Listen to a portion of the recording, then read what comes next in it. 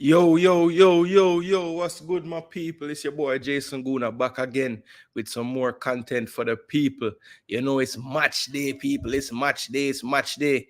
Yes, we are excited, we are nervous, we are all of those things, people. But it is the second game of the group stage for Jamaica today. Jamaica versus Ecuador. Of course, we're gonna pull up on the screen the standing so far for the table to look at what we're looking at. These two teams would be the two that lost in the opening fixture on match day one in the group. Ecuador falling 2-1 to Venezuela and Jamaica falling 1-0 to Mexico. So right now, Jamaica in fourth due to no goal scored. Ecuador in third, both on -1 goal difference. So definitely these two teams will be needing a win if they want to get back into good standing to get out of this group. So people, you already know the things that you have to do when you first enter the building. You have to like the video. It is a must, people. If you don't do anything else today, be sure when you click on this video, you smash that like button. It's going to help us to grow in the algorithm, let more people know that we are live. We know there's a lot of dance keeping today as far as live watch-alongs, people, but you don't know, everybody have them favorites that they're probably going to stay for most of the show, and that's fine. But if you do happen to click on it just to see what we're talking about for the time being, just drop a like when you get here, people. Share the content as well. Let more people know that we are live. And of course, if you are new to the channel, consider and then also for sure subscribe. If you consider subscribing, you won't be disappointed because we talk the football, we bring the facts, and we try to use analytics to prove our points as well. So you'll see that this channel is all about football analysis, football breakdowns, and also we are fans of this team. So we're going to have some fun content as well. You already know when the game is going on, people lose their minds at times. I am no different. You will get a lot of crazy in real-time reactions from me. I am watching the Euro right now as well. Georgia 2-0 up on Portugal. I had a feeling that Portugal would change out their side today, which they did. So they came with a different back line. Ronaldo kept his place in the starting lineup at forward, but pretty much everyone around him was switched around. And, Portugal is really struggling to recreate some of the form that they showed in their second game in particular. First game wasn't the best for them, but they did get the result. Second game, I thought they played a lot better. This game right here, Georgia just had the belief, had the game plan. And once Kvaratskhelia scored on the counter-attack break in the first half, they really haven't looked back since. And in the second half, I've gotten a penalty to go up 2-0 as well. So big result today. This will put Georgia into second place. Currently, the other game in the group is drawing 1-1 as we speak. Let me see if anything has changed there. No, so it's still Czech Republic 1 and Turkey 1. Czech Republic equalizing even down to 10 men, keeping their hopes alive to get out of the group. If they can get one more goal, that would catapult them on a tie in fourth place, and it would be some serious metrics going on to see who gets out of the group. I know I want to say Czech and Georgia drew. Yeah.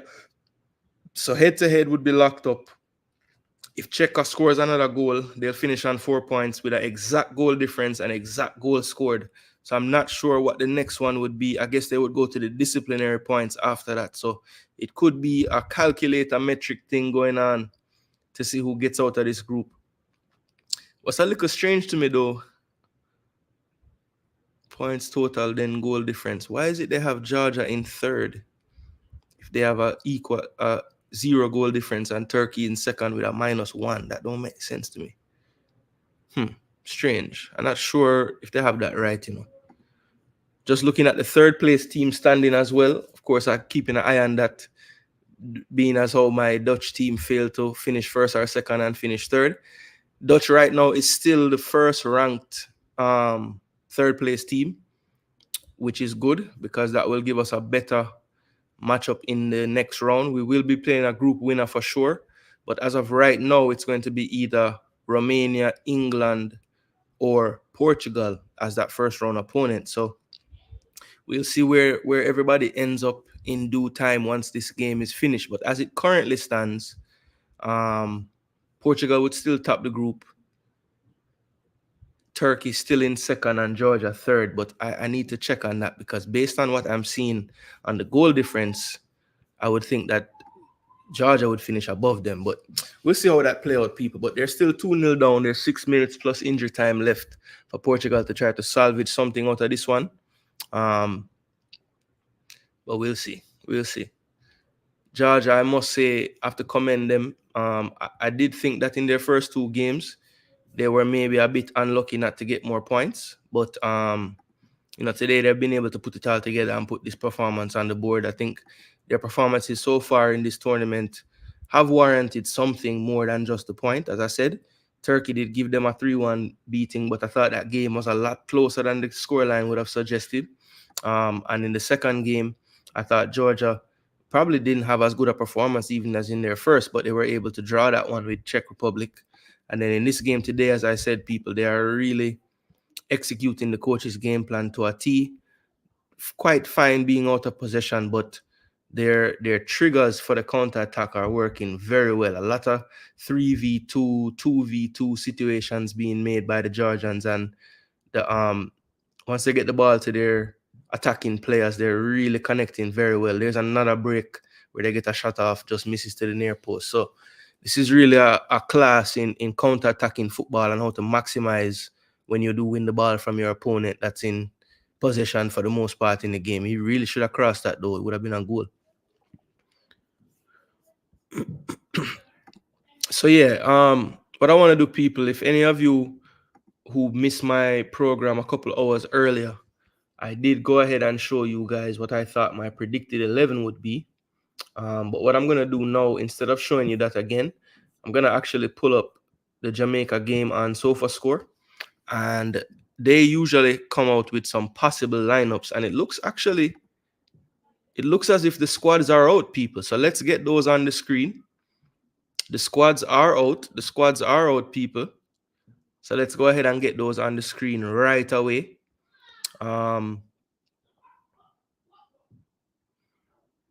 So it looks like I predicted the Ecuadorian team perfectly. And as I pretty much expected, I was not able to predict Jamaica's lineup perfectly. But let me get that on the screen so you guys can see what I'm seeing.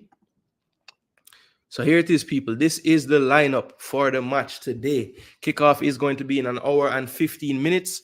So good looking out on the part of both teams and CONMEBOL getting this information out to the public as quick as possible. And there you have it, people. It's a 4-2-3-1 system for Ecuador. And as I said earlier, this is the team that I had predicted. I knew Valencia was out. I thought they would go for Kevin Rodriguez over Jordi Caicedo. I thought Rodriguez offers them a bit more of that fluidity that they like in the forward line. Caicedo could be someone that comes on late just to drive us back some more, a more typical true number 9 type of forward. Rodriguez, someone that can play through the middle or on the wings. So like I said before, not the smallest player, good height on him, 6'3", so can play that target role as well. And I think he also offers that option to have someone that can drift out on either flank. Then you have Sarmiento and Yeboah as the two wingers in the formation. Kendry Paez, who had a quiet game in day one, would definitely want to step up bigger for this one. He's in the number 10 role and he's in the number 10 shirt. Moises Caicedo and Alan Franco as a double pivot, same as the first game, and the back four is unchanged. Hincape, Pacho, both Bundesliga stalwarts. Felix Torres plays in the Brazilian league. He starts as well at centre back, and then Angelo Preciado plays at right back, can play right midfield as well, plays at Sparta Praha in the Czech Republic. So that is the back four. And then Alexander Dominguez, the veteran, 37 years of age now, played for them in a few World Cups as well. Very, very, very seasoned campaigner. He will be in goal and is the captain as well. Now, on the Jamaica side of things, it is being shown here on SofaScore as a 3-5-2. It could very well be the exact thing we saw last time, which was a 3-4-2-1. So we'll look and see how the gameplay looks when the game starts. If this is indeed the formation, he's going back to the well again with Shamar and Mikel Antonio as the two strikers. Hopefully that relationship has, gotten better since the last time we see this used. The last game, people were saying, how could he go for it again? But I do think it was tweaked for the last game slightly. Shamar was definitely playing a noticeably different role from how we've seen him play in the 4-4-2. he had much more responsibility dropping in, getting compact into the midfield, as well as breaking down the flank when we won the ball. So this one, maybe we might see a better Shamar today due to the fact that he won't have so much duty defending in this one, and just have to really press the back line of the other team. Mikel Antonio, I thought, had a really good game in the first game. Was a bit surprised by his leaving the game when he did, but he's back in the starting lineup again. Then when we go all the way back now to Jamali Waite, who, by the statistics was our best player in the first game. He's back in goal. We need another big performance from him. Deshaun Bernard, Joel Latibadair, and Ethan Pinnock keep their place in the back three. I was a bit surprised that Latibadair played the central role, but I do think after watching the game on the replay and really analyzing the game, I understand why he went with this. I do think that he probably trusts Deshaun and Ethan a bit more in those isolated pockets defending 1v1. Joel can actually be more of a sweeper in the back there and maybe not get caught in those one-on-one duels where, maybe with his lack of height could get bullied out of some challenges. So I think that was with one mind to that. So let's see how it plays out today. Again, I think it will look like how it looks on the screen though, with Pinnock flank left, Bernard flanked right, and Joel in the middle of those three. Then we move into the midfield. Damian Lowe, as we heard in the press conference after the Mexico game, did miss a few days of training prior to that Mexican encounter, and for that reason did not start. So I figured with him going through the regular training with the team leading up to this one, he would be back in the starting lineup, and he is. They have him at the base of this midfield five here. Then you have Bobby Reed and Casey Palmer left and right of him, with Dexter Lembekisa keeping his role as right wing back and Greg Lee keeping his role as left wing back. Again, this could look more like a 3-4-2-1, but if that's the case, Shamar and Casey Palmer are the ones I believe would be further up. Palmer, of course, on that left side, Shamar on the right. If it is what it is on the screen, then I think it will look a lot like what it looks like here, with perhaps Palmer and Reed having a bit more freedom to get involved in the attack, and Lowe definitely would be wanting to sit not too far from Latibadair in the base of that midfield. So yeah, that is it, people. What do you guys think of the lineup? Again, we have seen that the front two is not the most compatible. I guess that's a good word to use for them. So, interested to see how that plays out today on the field. Bless up to Fresh God, checking in the building, letting people know what the sub count looking like and telling them all the rules that they need to remember when they're watching the content. So big up yourself, Fresh God. Respect for being in the building, my bro. Float management, bless up yourself, Yeah, man. A whole heap of things are going on in the streets today, but you don't know if you pass through or if you stay. Just drop a like on the video for me, people. Today, I am shooting for a likes total of at least 150 likes, people. 150 likes. So help us get there by smashing the like button as soon as you're forwarding. And just remind the people when you see drop in to smash that like button, because I will be content heavy during this game, commenting, giving you the analysis in real time. So I don't want to take up all the time asking for likes. See? So we're not going to do that today, people. But I will say this: like the video, share the content, subscribe to the channel, and also, people, we're trying to get some super chats on this one as well, people. Everything kind of helps to get the channel and keep it growing. We're definitely running lights, we're running energy, we're doing all type of things. So as a way to show your appreciation, you can always use the super chat feature, people, and it will be highlighted on screen. All right, so that's enough for them things. This is the actual formation for Jamaica. Well, Swamptivity, this is what SofaScore has out as the actual players playing, and this is what the formation that, I guess, I don't know if it was submitted to them or this is what they think it will look like, but the only thing that I think might be different, it could be a 3-4-2-1 like the first game, where Shamar and either Palmer or Reed are a little bit behind Mikel Antonio, or it could be this 3-5-2 that you see on the screen. I'm not really certain, but we'll wait to see when the game starts exactly what the formation is going to look like. So that is, but this is the actual players, people, that will be playing today. If you look at the benches of both teams, let's see. So again,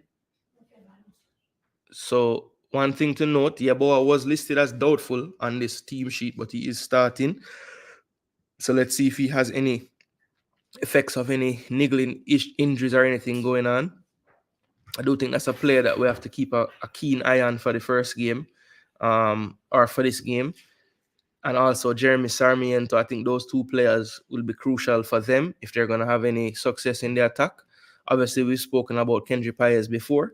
But yeah, those pretty much those three behind that striker, Rodriguez, I think they are the key to the attacks for Ecuador. If we can control their effect on the game, make sure that we're passing off players and not chasing them out of our zones, because I think Ecuador does a really good job of just having fluidity in their movement up front. Sarmiento pops up in various channels in the attacking third, same with Yeboah. Rodriguez, as well, as I said before, does operate as a flank player sometimes for club, so he's comfortable drifting out wide as well. So I think that movement and interchange is something to keep an eye on, and make sure that Bernard, Latibodir, Pinnock, Lowe, and the midfielders are disciplined and not really chasing folks out of their zone and getting drawn out of position, because I think that's something that Ecuador tries to do. So we have to be wary of that on the day. Another thing, if you look at the average age of the starting lineups, 24.7 for Ecuador, Jamaica all the way up to 27.9 years. So they are a bit younger as well as a team. So is that something to think about? I guess one of the good things about this particular fixture, it's in Las Vegas. This time of day, it's over 100 degrees Fahrenheit, 40 degrees Celsius. So, luckily they're playing under a closed roof stadium in the air conditioning. So the fitness levels shouldn't be tested too much as far as heat is concerned. So that's a good thing for Jamaica for sure. So that is the look of the two lineups right there, people. Swamptivity is not impressed. He said, let's see how things go, and he's praying right now and exhaling. So hopefully Swamptivity, I am a bit surprised that we've gone back to the well again, as far as Shamar and Mikel Antonio is concerned.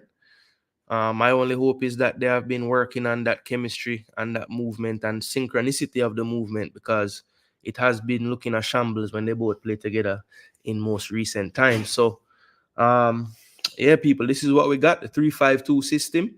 Happy that we're keeping the same back line. I think the back line performed really well in the first game.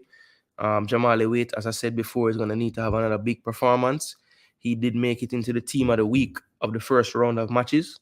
Something similar would have to happen if we're going to get a good result in this game. If you look at Ecuador's recent form, they're not a team that concede many goals, typically. And I will kind of show you that here as I go to their recent matches. So from November to now, we're going to look at the goals conceded, right? So they played 1, 2, 3, 4 games in a row and did not and only conceded what? 1 goal? No, 3 goals. 2 to Italy and 1 to Argentina. And then 1, 2, 3. So in their last 7 games, actually, let's just do it from this calendar year. So in 2024, they've played 1, 2, 3, 4, 5 friendlies from March, coming right up until the window right before the Copa America. In those 5 games, they would have conceded 1, 2, 3, 4 goals, right? And then in the Copa America first game, they conceded 2 more. And they did have a red card in the 22nd minute, I believe, of that game. So, not a team that gives up a lot of goals. I don't think there's a game here where they would have conceded more than 2. Let's just go back a little further and see if we can, clean sheet, 1 goal conceded, 1 goal conceded, 1 goal conceded. And Turkey actually won this game 2-1. Whoa. There's a fight happening now on the field at the end of the game. Looks like Suchek is warring with some people out there. And it's still spilling over. You don't like to see this though, people, to be honest. Obviously, temperatures will be... And a red card has been issued to someone. And I believe someone from the Czech Republic just got a red card. And it looks like a yellow to Suchek and he's running around giving a yellow to Arda Guler as well, but only one red card given. The Turkey players are moving Guler out of there. They don't want him to get a red card and be gone. He's pointing to someone else now. Who else? Yeah, the Turkey players doing the right thing, trying to just remove everybody from the situation. They will be through, so they would not want any suspensions going forward. Hopefully for Arda Guler, he didn't have a yellow card yet in this tournament. But wow, that's a crazy ending to this group. Turkey looked like they were going to draw 1-1 in the end. They pull out and get a victory. 2-1. So let's look at the final standings, actually, of the Euro people. Since all the games have been played, now we'll know exactly what's going on. But let's read a comment real quick. Nitro said, given Ecuador's strong midfield, it probably makes sense to go with that lineup at first. Okay, so Nitro making sense of the lineup. Since Nitro brought that up, let me make sure I get that back on screen so people not confused. So people, we did get the lineup about 15 minutes early today. And these are the lineups, people. These are the lineups. 4-2-3-1, predicted formation and lineup 100% right from Jason Gooner TV. This was on my tactical show about a few hours ago. And this is exactly the players I thought would start this game. The Jamaican system, I went with the 3-4-2-1 that we played the last time. And I did have a few players different on the pitch. I didn't have Palmer starting this time. I had Kerry Anderson starting, actually. But if it's going to be two strikers, I probably wouldn't have gone with Shamar and Antonio. Probably would have started Gray, but Gray definitely didn't look like his true self for most of that first game. So maybe he's still feeling the effects of that shoulder injury that he's just recovering from. So, I kind of understand him being held back in reserve. Maybe we see it more of a good play to use him in the last 30 minutes or even the second half of the game, the entire second half. But again, I worry about the central striking partnership. We have seen it play out not in the best way. So hopefully we can get a different performance out of those two playing together today. So Activity say maybe coach could try Dimi in the middle because him have good foot play and vision. Yeah, I think if he's 100%, maybe that's an option the coach might look at. But I do think in his current fitness state, the coach wouldn't want to give him more work than him being in an attacking sense or attacking phase, which is why I was a bit surprised that we went with the system we went with that required those two players behind Antonio to do so much defensive tracking work that he went with Shamar and Demari, and not two more attacking midfielder type players than than a central forward, wing forward, or a wing player like Demari Gray. I thought they stuck to the task well early on, but as the game progressed, what they really and truly preferred doing on the pitch started to show up, and that compactness went away. The two midfielders got more and more stretched, and of course the opportunity started to flow for Mexico after we had the disallowed goal. So we don't talk about lineup because people are gonna always cuss no matter who starts. Yeah, I mean, look, it's the nature of the business, Fresh God. I mean, I'm an Arsenal fan, and even though Arteta pretty much have him 11 that him love apart from one or two players every game, we still check it and cuss if we don't see, so it is what it is. I mean, at the end of the day, as long as people can cuss and still, want the team to do well, but at the end of the day, we have to break it down Fresh, because it sometimes when you're watching the games and you see the lineup, it kind of gives you an idea to predict what we might see. So I think that's why people break it down that way, But yeah, this sentiment is what matters. Let's go, boys. Make us proud. Absolutely. That's what we want. Nitro said Gray not match fit at all. Yeah, I could see that a little bit in the first game. I don't know if you guys noticed either. In the first half, he made a decent run down the flank and was taken out, and the ref didn't call a foul. I believe he landed on the same shoulder, and after that play, he, I could see him kind of doing one of these, trying to stretch and make sure. So you can tell it's still in the back of his mind, that shoulder. I think Palmer will be playing closer to Boza and Antonio. Yeah, that could be it. I think it might not be a flat 5 like this. It might be more like a 3-4-1-2-ish type of system where Reed or Palmer would take that kind of half space role in between the midfield line and the attacking line. So that's a good catch there, Nitro. I could see that as well. One of those two, whether it's Bobby or Casey, just being a little more advanced and not being so deep. I could see that. Big up yourself, Pagan. Bless up, bless up, bless up. You don't know what to do. He's a YouTube veteran, so you know, for smash up the like button for the people, them, you know. Big up to my cousin Christy, down in Florida there. Yeah, man, I know you're gonna turn on the game and watch it. Tell Ari I said hello and tell her so she must stop growing before she be looking down on me next time I see her. What a girl, tall man. And tell her I'm very proud of what I see her doing with her dance team and everything. That's lovely. That's lovely. Yeah, man. Big up yourself, cause and big up to the family. Hail up mom and dad for me as well.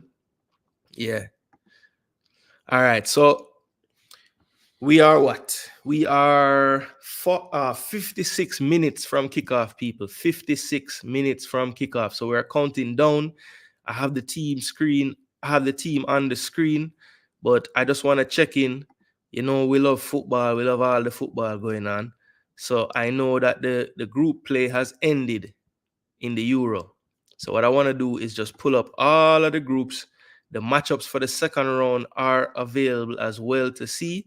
So let's look at those. Okay, so they have not put them yet, but let's just look at the last two groups that were finished. So this was the mad group. Everybody finishing on 4 points. Romania end up winning this group. Belgium second, Slovakia third, and bad luck to Ukraine. If you get 4 points in most international tournaments, you should have a chance to get through. They, by virtue of being in this group, out of there because they had a -2 goal difference. So that first 3-0 loss really put the nail in their coffin. And that's actually what made Romania finish atop this group. Group F finished with a madness as well, as Portugal went down 2-0 to Georgia.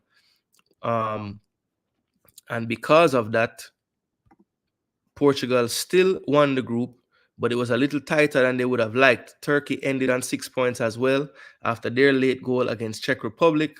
2 red cards to the Czech, one after the game was done. But, you know, indiscipline rearing its head at the end of that game. Turkey end up second in this group, which is how I had predicted this one to go, Portugal, Turkey. Only difference I had wrong, I had Georgia finishing last and Czech finishing third. So I didn't quite get everything right in this group, but I did say that Turkey would be right there behind Portugal coming out of this one. And then again, as I was saying earlier, people, the third place teams. So Netherlands tops this table, Georgia, Slovakia, and Slovenia all getting through to the round of 16. And if you look at the matches, there are already some already finished and showing. But so we know that Switzerland will play Italy on Saturday, and we know that Germany will play Denmark on Saturday as well. Those 2 games should be really good ones. Then for the Sunday, the 30th, England, we still need to figure out if they're going to play either the Netherlands. Let me see. They'll play Netherlands, Georgia, or Netherlands, Georgia, or Slovakia, I believe. Yeah, Netherlands, Georgia, or Slovakia will be England opponents. So I think any minute now, they should be updating this and showing us what the man see now. So it's not up yet. The other matchup that's already set is a big one, people. This will be on Monday, and that will be France versus Belgium. So that should be a cracker for around a 16 match. That's a big, big match right there. So some good matchups looking to be in the pipeline for this Euro. And you don't know, Jason Gooner TV will have you covered. If we're not doing live streams, we'll definitely be doing some nightly recaps of all the stuff going on. Copa, America, Euro 2024. You know, basically it's like football paradise right now for somebody like me. So we just full joy in this time of football that we can enjoy with each other. Bro, I don't make no sense at the end of the day, because the coach are gonna do what he thinks is best, not what the fan thinks is best. Yeah, I mean, that's one way to look at it, Fresh. But the way I look at it is like We don't do these, at least I don't do these streams to try to convince the coach of anything. I'm just trying to like work through some things and figure out, what people mindset are, because there, contrary to belief, there are some good footballing minds that come onto these programs. Some might be certified, some might be coaches themselves, some might be analysts, some might be scouts. So yeah, it's look, I understand how some people look at it this way. I know Fresh God feels this way. I know Gunner's Boss is another one that always says this is a waste of time to be talking about lineups. Travis don't like it either, all the YouTube coaches, but as long as it's a respectful conversation, I think there can be benefit to it personally. And I enjoy trying to predict what the coach will do and seeing how close I can be. Felix Sanchez, I predicted his lineup to a T today.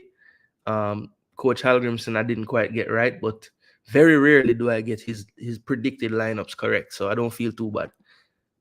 Hey Ari, you're almost my height. No, I don't believe that. I don't believe that, Ari. You're not almost my height yet.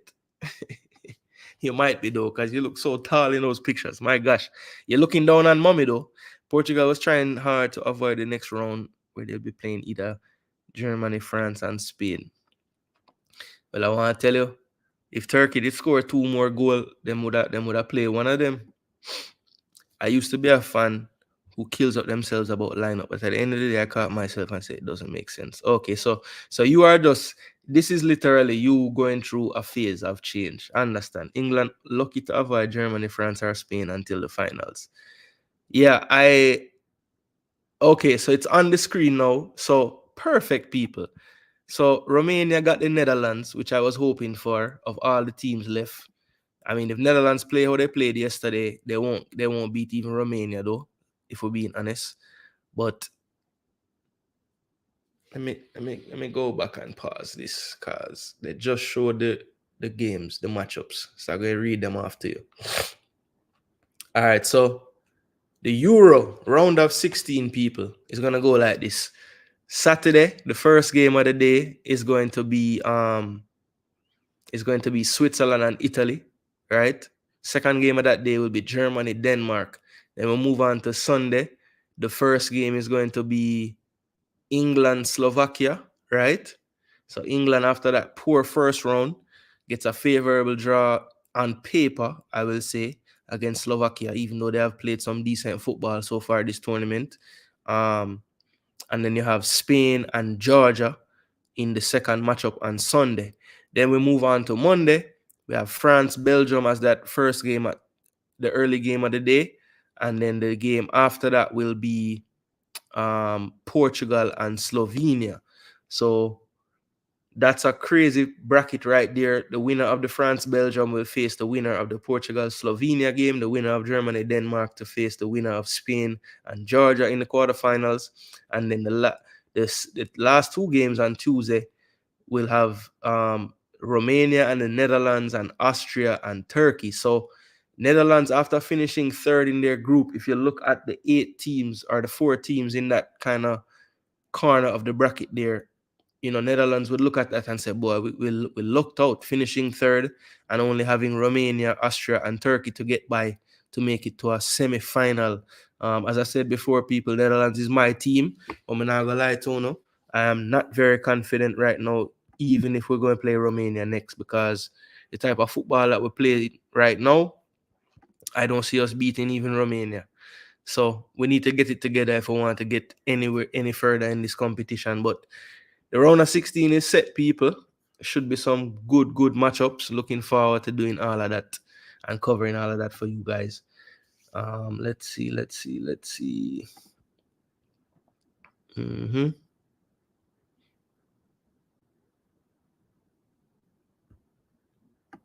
Yeah, man, the discussion is good, man. Going through the transition, I used to be a fan who jump up and say, fire coach.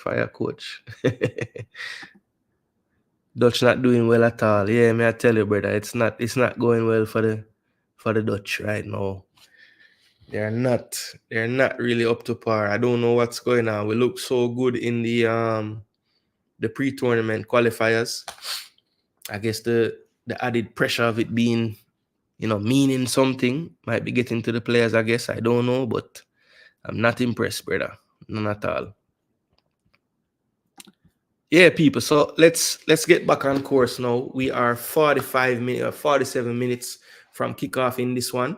I'm already on the channel here. When did they start the pregame? Okay, so this is the Copa Tonight show that's on now, but they're still talking Euro. So I guess they're gonna switch over and start talking Copa at some point. I've yet to see them show anything on screen about the Jamaican lineup yet. They're still kind of discussing all the Euro stuff. But I will just keep it locked right here because I'm just interested to see, because I think the last game I saw 3 different graphics for the lineup. Fox, who's showing the games on TV where I am, they had one way. SofaScore had one way. And then when the graphic came up during the live broadcast of the game, they showed it as a 4-4-2. So literally 3 different formations were shown. They had a 3-4-2-1 on SofaScore. Before the game, they had it listed as a 3-5-2. And then when the players walked out and they did the anthems and then they showed it on the screen, they had it as a 4-4-2. So 3 different formations were showing. Not sure which one is going to be the one. They're showing a bus pulling up to Allegiant Stadium now. Maybe that's the Reggae Boyz. Maybe that's Ecuador. Not sure. But they are now starting to preview Ecuador, Jamaica, and Venezuela, Mexico as the coming up games. Of course, we will be locked in and tuned in all through. And we have now 46 minutes until the kickoff, people. So looking forward to this one, people. Looking forward to this one. So yeah, what do you guys think about the squad? You guys think this squad can get it done? Let me know. Let me know in the comment section. Let me know if you guys want me to drop a little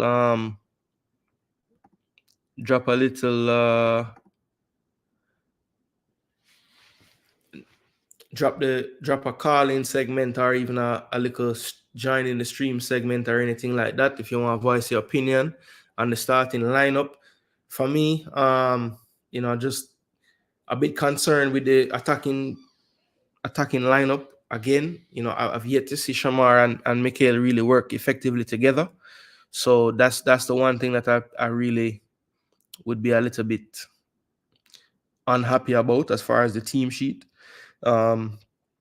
Very interested to see if it's a flat five in midfield like this, or is it going to be, kind of more 2 in the midfield and then 1 a bit ahead of them to make it more of a 3-4-1-2 or not. That's one thing to check on.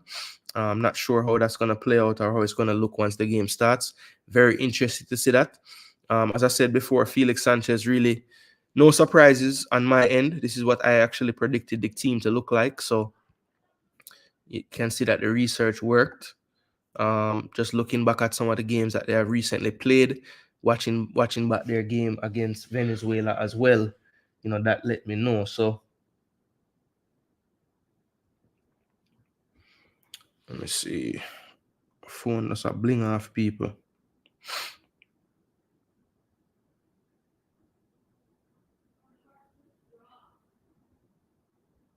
Yeah, so looks like other places are also putting out the lineup.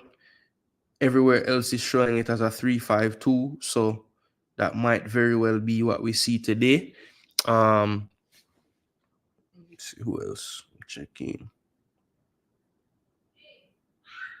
Get the team sheet.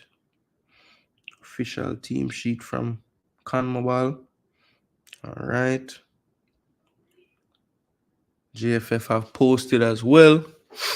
So yeah, we got the lineups a little bit early today, people.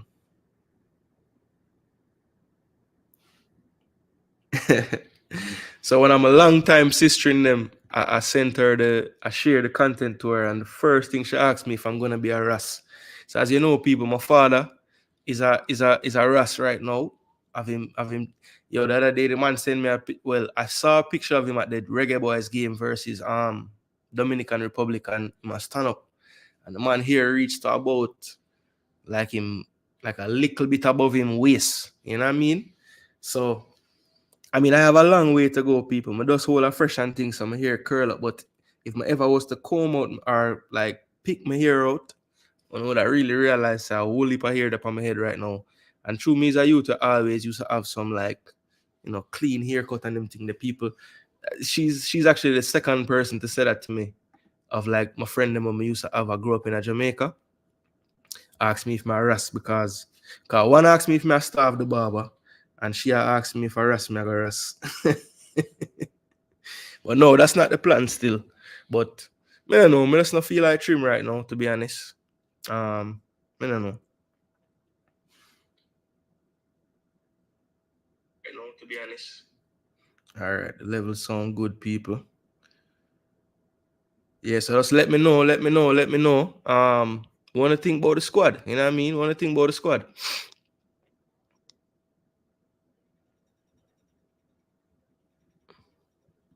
First time, believe in the team, no matter how little others do, because they want the coach gone.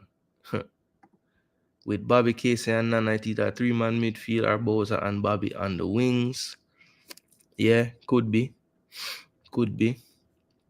We say it's about time they click. Well, I mean, I tell you, the coach, I depend upon them clicking in us. So, I know him. I'll get some serious beating if it not work today.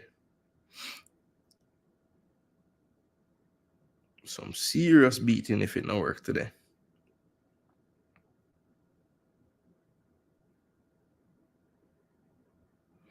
Yeah, so it look like pretty much everywhere, all the site them have it as a 3-5-2. So I feel like that is really what it's gonna be.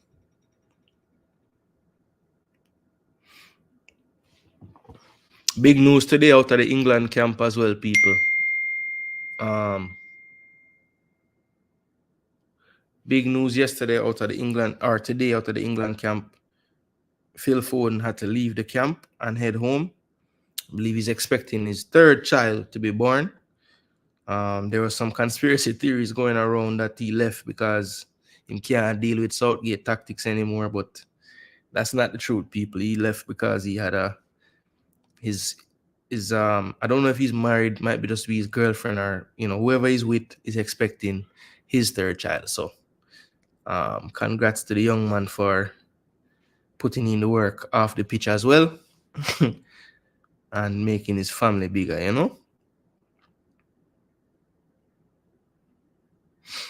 Yeah, so all right, them time they know is what 40 minutes to kick off. Starting to feel that little nervousness in my belly, like it's me a play.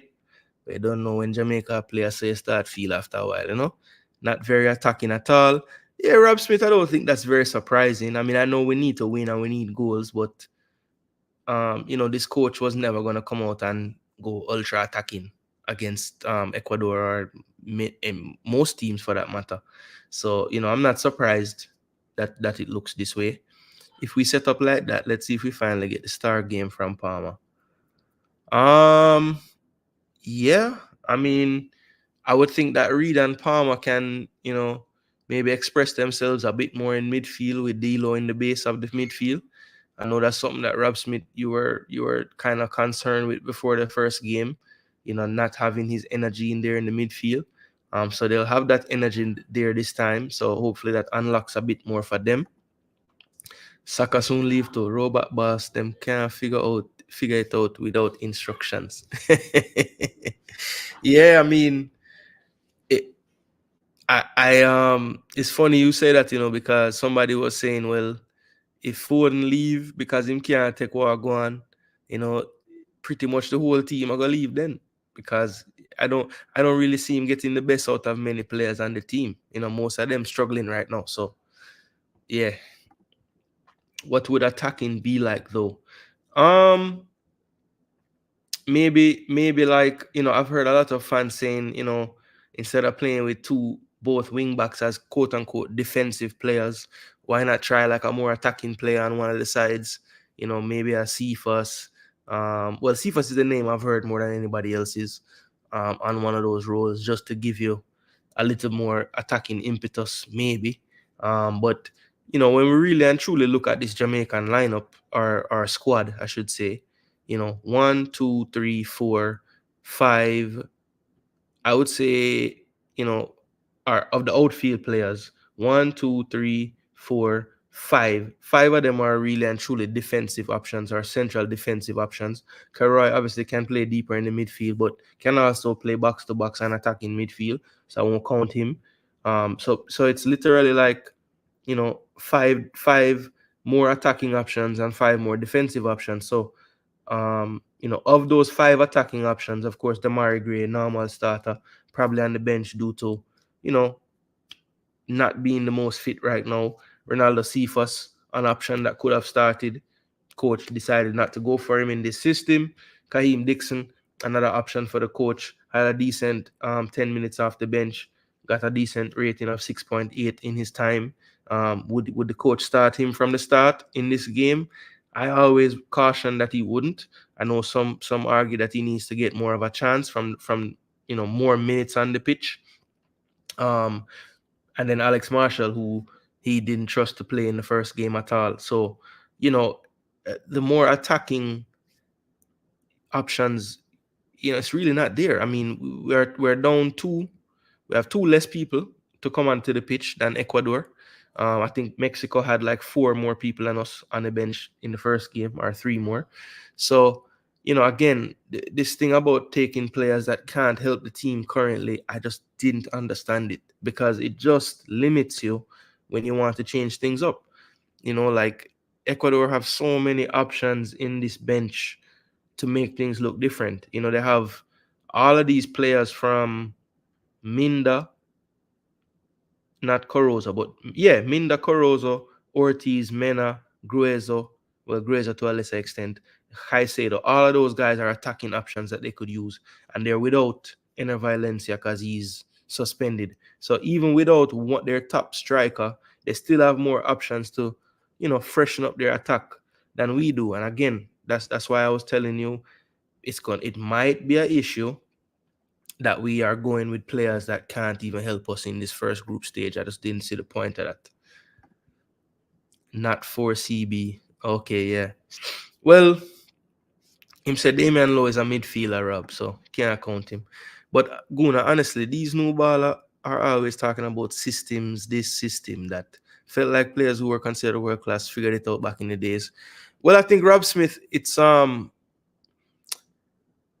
the improvement of data and analytics, it was bound to make the game get more about, data and analytics. So people are looking at, the opponents and what spaces on the pitch are most open. And then they try to set up a system that will, create chances in those open areas for the other team. So it's become a lot more about data and analysis and all of those things. So some of the football purists, don't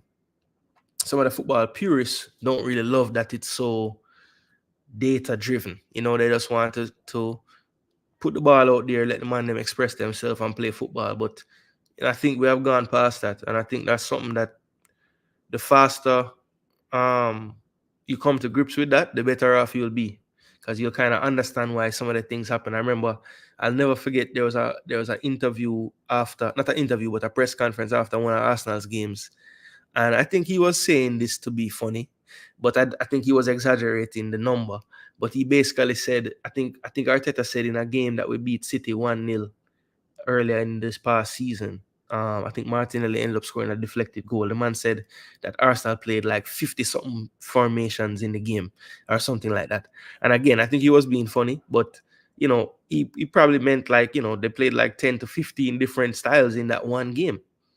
And I think people, if you really are an analyst of the game, you would realize that, yeah, that can be true in some teams. I mean, Pep Guardiola changes what he does every 5 minutes, it seems, in games. Like he does little tweaks that change the momentum of the game in whatever he wants to see happen at the time. So yeah, man, it's a lot more into football than even when I was growing up as a kid in well, I won't tell you, I won't age myself, people, and you can guess how old me is.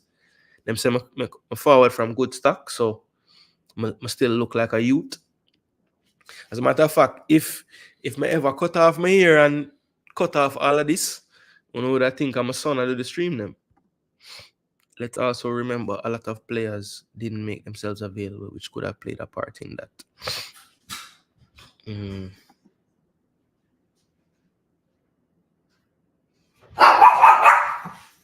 Muffin, Bill, no man.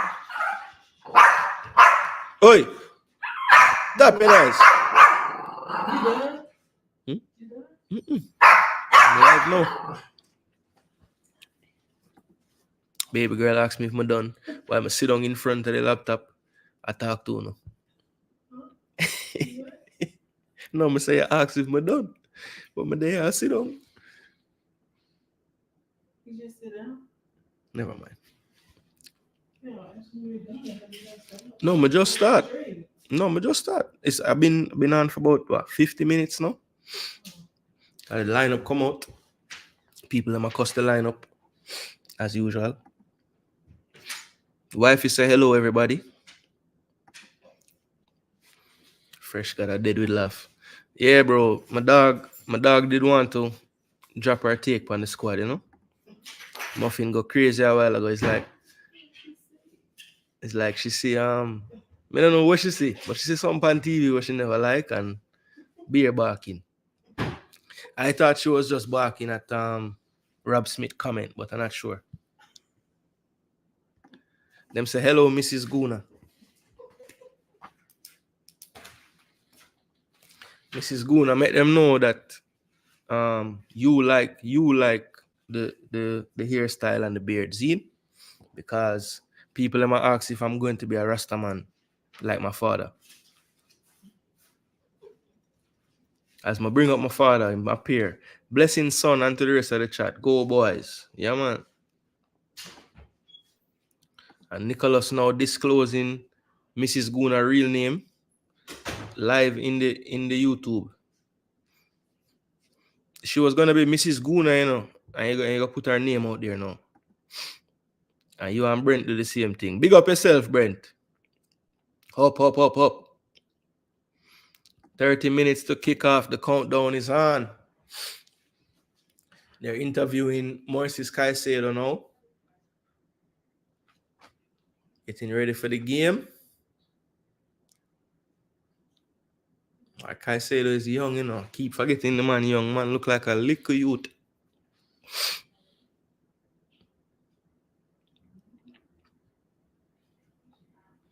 I talk about the passion in South America.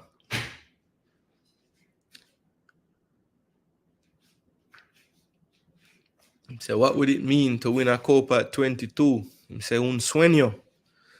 A dream.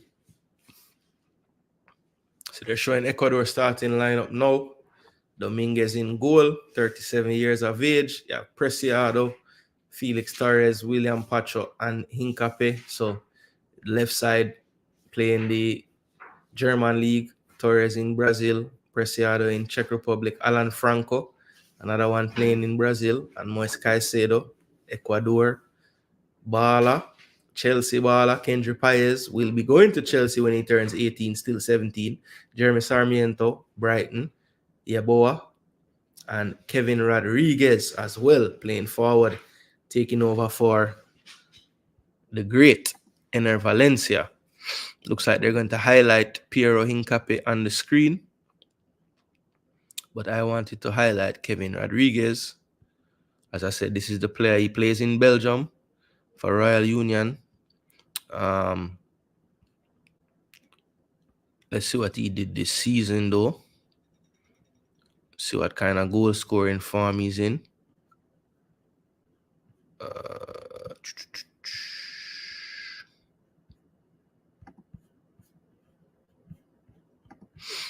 Sorry.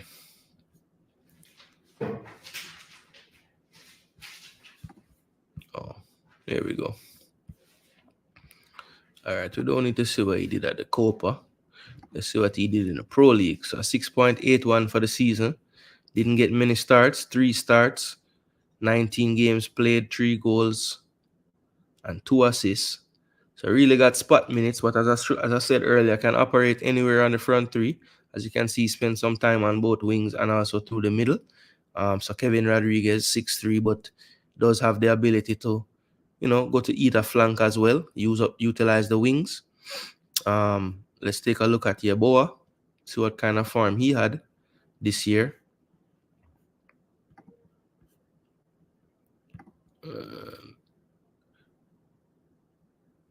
I think he's also in the Czech Republic League, like Preciado behind him. He plays for Rako Czestochowa, or however you say that. 30 played, 19 starts, 3 goals, and 5 assists. So he definitely had more minutes under his belt this season, and as a tricky customer on that right-hand side, action player, not the tallest, but very nippy, very quick, skillful as well. So he's one to watch. And then, of course, Jeremy Sarmiento and Kedri Paez. Sarmiento, as you may know, did play this season on loan in the championship with Ipswich. So he would have been teammates with Omari Hutchinson this season. Does have the lone goal for Ecuador in this Copa America. And on the championship season, he made 40 appearances, starting 12 times. So he was mainly as a substitute, but played a lot. 5 goals scored and 1 assist on the season.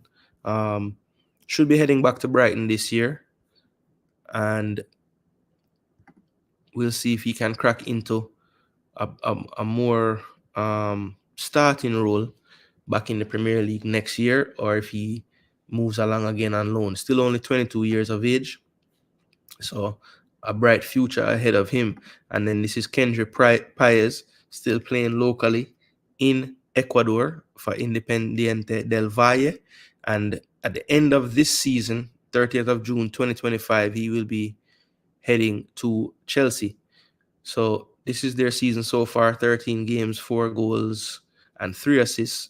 So definitely one of the top players in the Ecuadorian league. The big competition that he's played so far is the Libertadores, and look at the numbers here as well: 7.35 with some great performances. Started all the games, 1 team of the week, 1 goal, and 2 assists. 7.35. So this is a guy that is going to give you high key passes, great chance creation, great ball retention as well, and somebody that can really pick the lock from that number 10 position. So I think after a somewhat lackluster performance from him, I think he's one of the players that really struggled, with the man disadvantage. Perhaps he couldn't quite get into his full flow just based on what the game required of him. With everybody on the pitch, I expect a much better performance from Kendry Paez today. And hopefully, with Damian Lowe there in the midfield, that could be who he kind of keys on in their attack to try to shut down. We don't want to get Kendry Paez get going today, because he does have the ability and the quality to pick those locks in the Jamaican defense and put through some Ecuador attackers. So big, big, big, big, big, big, big, big. All right, so I will repeat the starting 11 for Dad. So he's watching. He's not okay. He's on his phone and can't see the names. All right, so basically Jamaica will be playing a 3-5-2. Dad, Jamali waiting goal. Same back three. Latiba there in the center. Bernard right. Pinnock left. Right wing back is Dexter Lembekisa. Left wing back is Greg Lee. The 3 in midfield are going to be Bobby Reed, Damian Lowe, and Casey Palmer. And then he's going back with the 2 strikers of Shamar Nicholson and Mikel Antonio. So that is the lineup for Jamaica. Again, 3-5-2. In goal, Jamali Waite. Center of the back 3 will be Joel Latiba there. Left side, Pinnock. Right side, Deshaun Bernard. Right wing back, Dexter Lembekisa. Left wing back, Greg Lee. 3 in midfield. What I'm assuming is Damian Lowe will be at the base of that, with Reed and Palmer a bit ahead of him. And then you have Shamar Nicholson and Mikel Antonio as the strikers up front. So he has gone back to the well once again. Nicholson and Antonio as our front pairing. Owen, bless up yourself. Always checking in, always supporting the channel. Maximum respect to you, my brother. Yes, the only change is Low for Gray. That is the only change. Damari Gray does not start this one. If we're being honest, didn't look that good physically. Still had his little moments in the game. I remember a really sharp turn on the halfway where he just killed his defender and went by him, set up a play with Antonio. But I think that was the same exact play when Alvarez tore his hamstring, trying to chase down Gray because he was worried about what was developing. But yeah, I think Gray might serve a better purpose coming off of the bench due to his physical state right now. But we shall see how this works out, people. We shall see. Bless up yourself, Stefan. Also another one that always supporting the channel. Big up yourself. Big up yourself, Stefan. Yes, sir. Like the video, don't forget that. And people, remember, it's live match day. So the super chat them help people. We're gonna stream for a long time. A lot of light being used in the house. You don't know. But I don't want you to pay my light bill. But buy me a drink or a bottle of rum or something, man. Drop some super chat, man. No problem with Gray not starting. Yeah, me as well, Dad. I think if he's 100% fit, he's a no-brainer to start. I don't care what system we play. But if he has anything going on, I'm okay with it as well.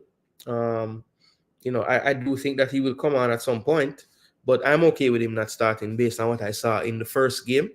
I'm not sure if he's 1,000 right now. And yeah, I'm okay with it as well. Yeah, Stefan, right. That's my big issue. If you I don't know if you had a chance to, but I did a tactical preview earlier about, I'd say about 4 hours ago now.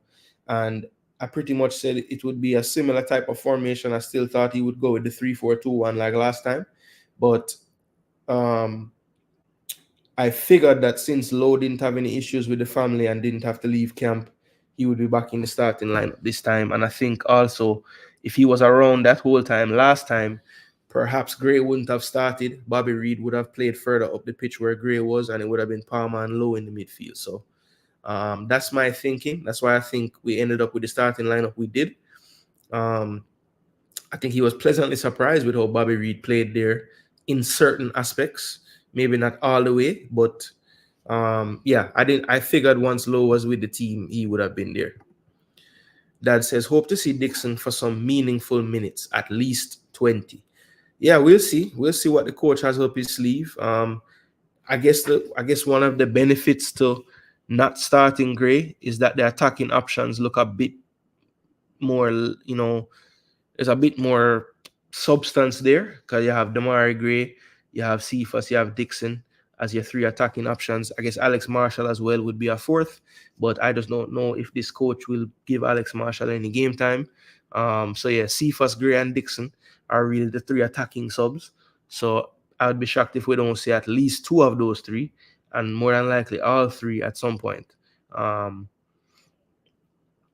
Yeah, so we'll see how that plays out. If Dixon gets, I think last time he came on in the 82nd minute and played, obviously from that point and injury time. So he got about, I want to say 12 minutes, 13 minutes on the field.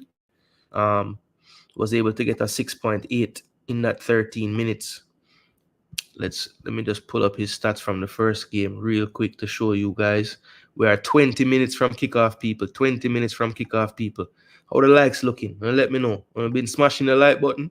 I see the amount of people in here fluctuating, but all I ask people is that when you're forward in, you drop that like for me. All right, so this is his game by the numbers. It says he plays 10 minutes. I think it was a few more minutes than that. Had 1 shot off target, 1 of 1 dribbles. He touched the ball 8 times in his time on the pitch. Was 50% on his passes, 2 for 4. He won both his ground duels that he entered into. He lost the ball 3 times out of his 8 touches, was offsides once, and made 1 tackle as well. So, normally when you forward onto the pitch, 6.5 is the standard. And, he gained 0.3 in his 10 minutes based on what he did on the pitch. Very lively, extremely energetic. I think for him, the main thing is to see how could he sustain that against this type of opposition, because basically, we keep seeing him kind of playing these spurts and bursts. We did get to see him start a game against Dominica, but of course we have to take into context the type of opposition that we were facing on the day. So I don't want to, make that all about him when, part of the reason why he got so many chances was the ineptitude of the opponent, if we're being totally honest with ourselves. So, this is the time for him to test himself. and I would love to see him get tested. But I think the game, at some point, we're gonna probably see him play.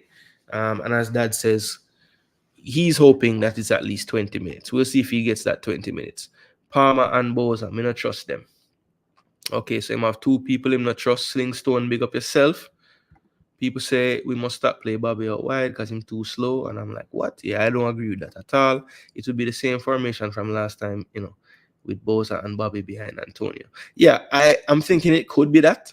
That's why I'm saying I'm waiting to see what the graphic that they come up with on the screen when the match about to start as well.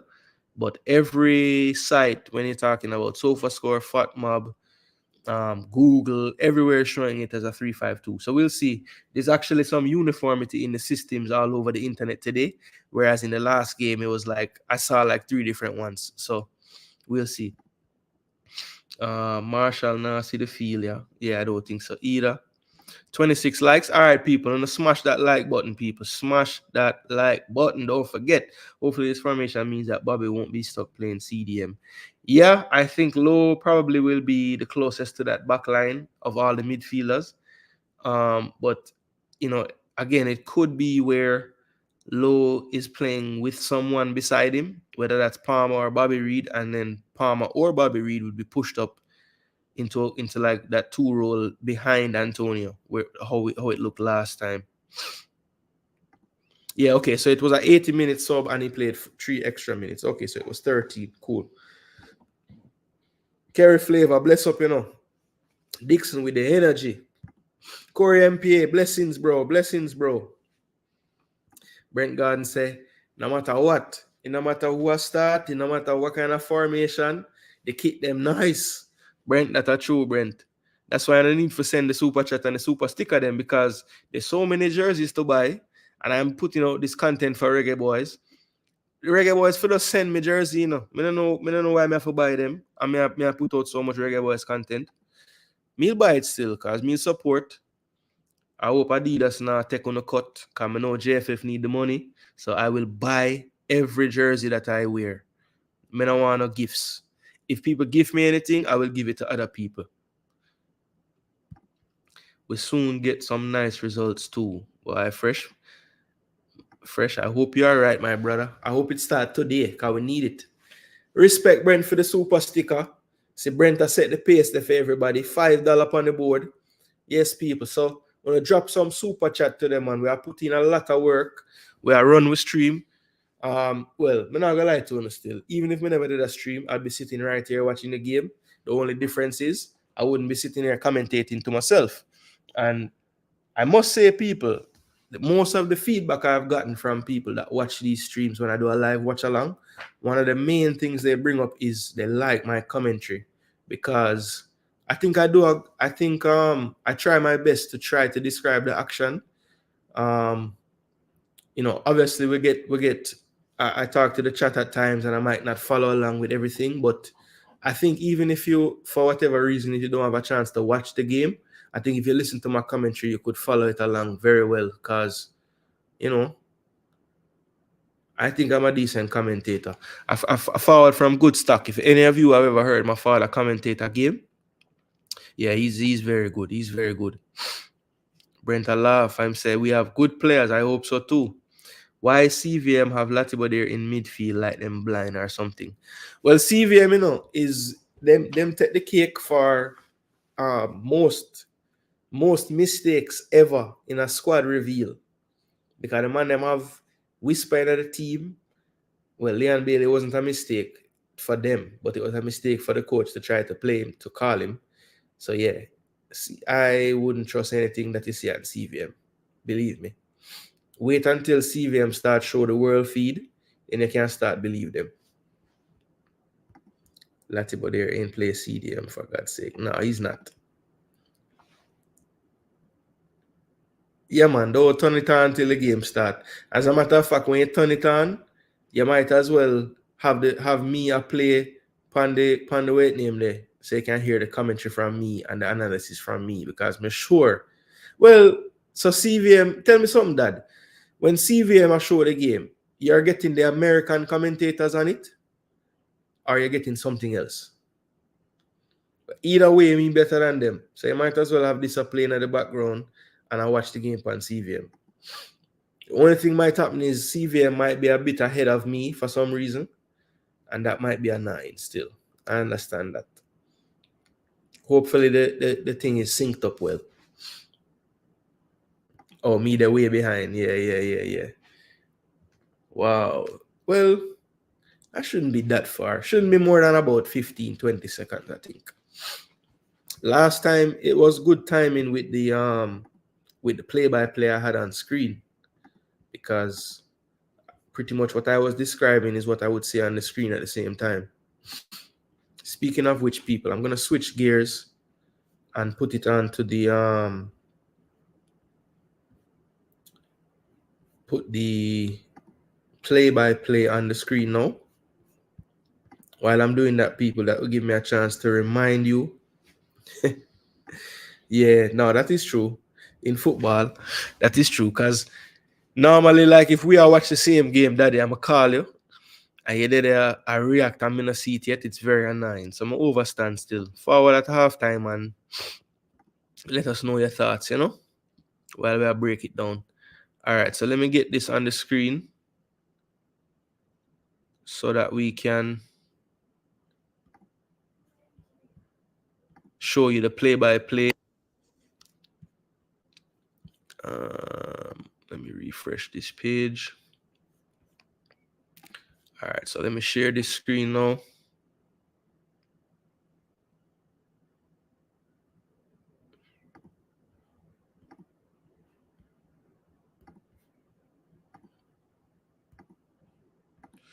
All right, so we have the live play-by-play on the screen. So we are ready to go. All right, yes. Let me see. This might be a better way. Yeah, that's it. Brent said, how about Georgia beating Portugal today? Yeah, man, well deserved. Well deserved. The coach set out a plan, counter-attacking, and man, them do what them need for do when them get in the position them for score a goal. Them big players show up, Karas failure, finish the chance, them get the penalty in the second half, bury it. And yeah, I knew going into this game that more than likely Martinez would shuffle the deck a bit, because Portugal full of baller and you can just start anybody and they can still get the job done. But yeah, it was a result that I wasn't expecting, but I did think that Georgia would give them a good game, especially knowing that Portugal would like shuffle around the pieces a bit. But Martinez just doing Martinez things. We saw him do similar things for Belgium when he was their coach, and he's just doing the same thing now. As you see, people, I just dropped the comment, your predictions below on the screen. So it's that time, people. We're about 10 minutes away. The players soon walk out for the anthems. So drop your predictions below, people. Drop your predictions below. What will be the score of this match? What will be the score of this match? Let me know, people. Fresh God said the analysts, Duki and Trish, aren't attacking coach Halgrimson like everybody else. So we know Fresh like that about it, Ike say, yo, what go on, Ike? Big up yourself. Big up yourself, my brethren. Long time. I know you're cheer for Jamaica today. So what's your prediction, bro? Trini fan, but we know you love Jamaica too. No predictions, Jason. Yeah, man, Corey. I'm gonna drop my prediction. I have what? About 5-6 more minutes before I drop it. But yeah, man, you guys drop yours in the meantime, and I will highlight them. Georgia also has the leading goal scorer, Mikatadze, with 3. Okay. Good to know. So, he's in second though, daddy. Because own goals is leading. Ike said 1-1. Well, to be totally honest, Ike, that's not the worst result for Jamaica. As long as it's not a Venezuela. Well, I would say if we draw 1-1, the best thing could happen is just Mexico beating Venezuela later. And that way, if we beat Venezuela, we would be pretty much on 4 points. Everyone else would be on either 3 or 1 point if Mexico can beat Ecuador as well. Yeah, so if we draw, we just need Mexico to win. If we draw, I wouldn't necessarily want Venezuela to draw. I'd rather they just lost the game. So they would be on 3, and we have everything in our hands for the last game. If we beat Venezuela, we are through second place in the group. So yeah. Brent said 2-0 Ecuador. All right, Brent. Brent is a big Jamaica fan, but also a fan of football, and I'm not gonna lie to the people. Brent said 2-0 to Ecuador is what him see happening. Cameraman doing some impressive work, showing some nice fans in the crowd. I guess the only good thing about playing Ecuador is that when you see yellow in the stands, maybe the Jamaicans will think it's for them. And they found a Jamaican supporter. He has his flag. Here's some more Jamaican supporters again, mixed in. Damian Lowe is walking them out today. Jamaica will be in the yellow kit once again. And Ecuador will be playing in their blue kit.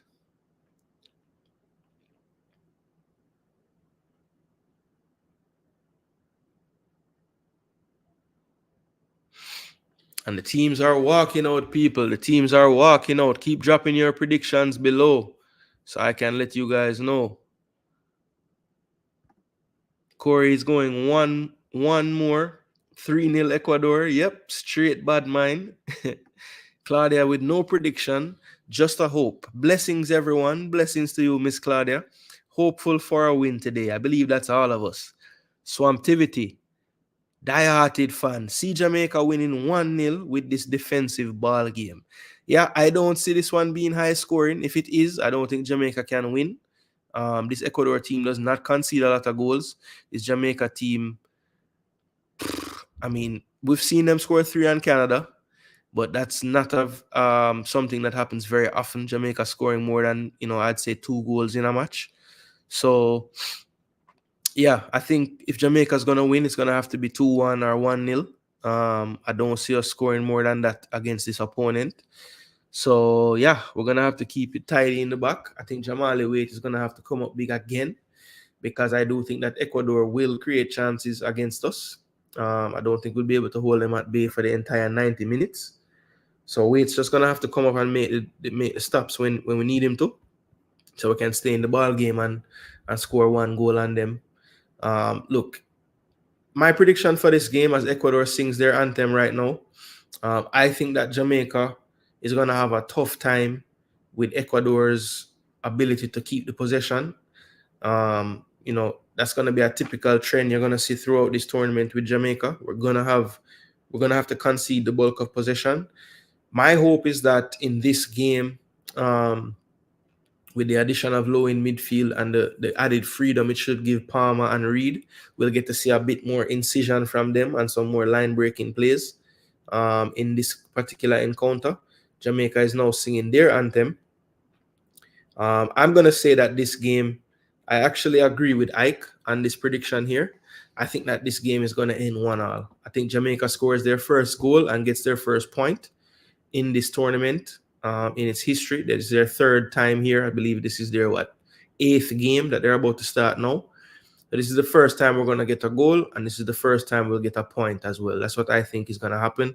1-1. Hopefully I'm wrong. Hopefully the scoreline is more along the lines of, let's see, who said it? Swamptivity's score of 1-0. That's what I would love to see. But the analyst in me is saying 1-1. 1-1. I think as long as we can keep that solidity in the back that we had in the first game for a longer period of time, we do have a chance to get a point. And I think that we might just figure out a way to get a goal in this Copa America today. Hal Grimson, as usual, singing the anthem loudly and proudly.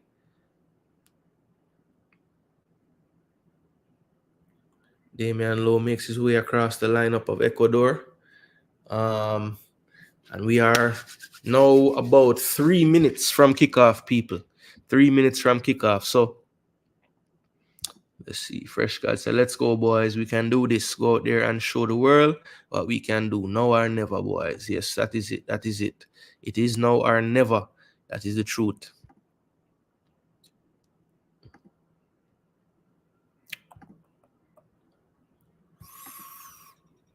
Ooh, I think this might be a little better than that. I'm not sure, though. No, let's do it this way. Yeah, let's have me in the corner there. All right, people. It's time. It's time. It's time. Where my assistant there?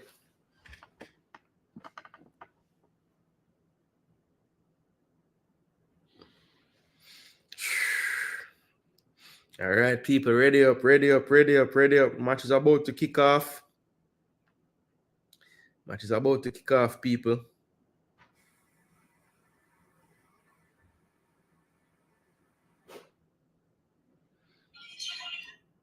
I go out into the, I go around the world. I drop some like on all of the dance them where I keep.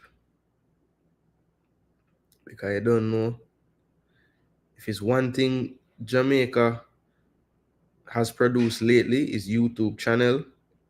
So I'm just going around and dropping a like on all the co-worker them things. So big up to all the people them dropping lives right now.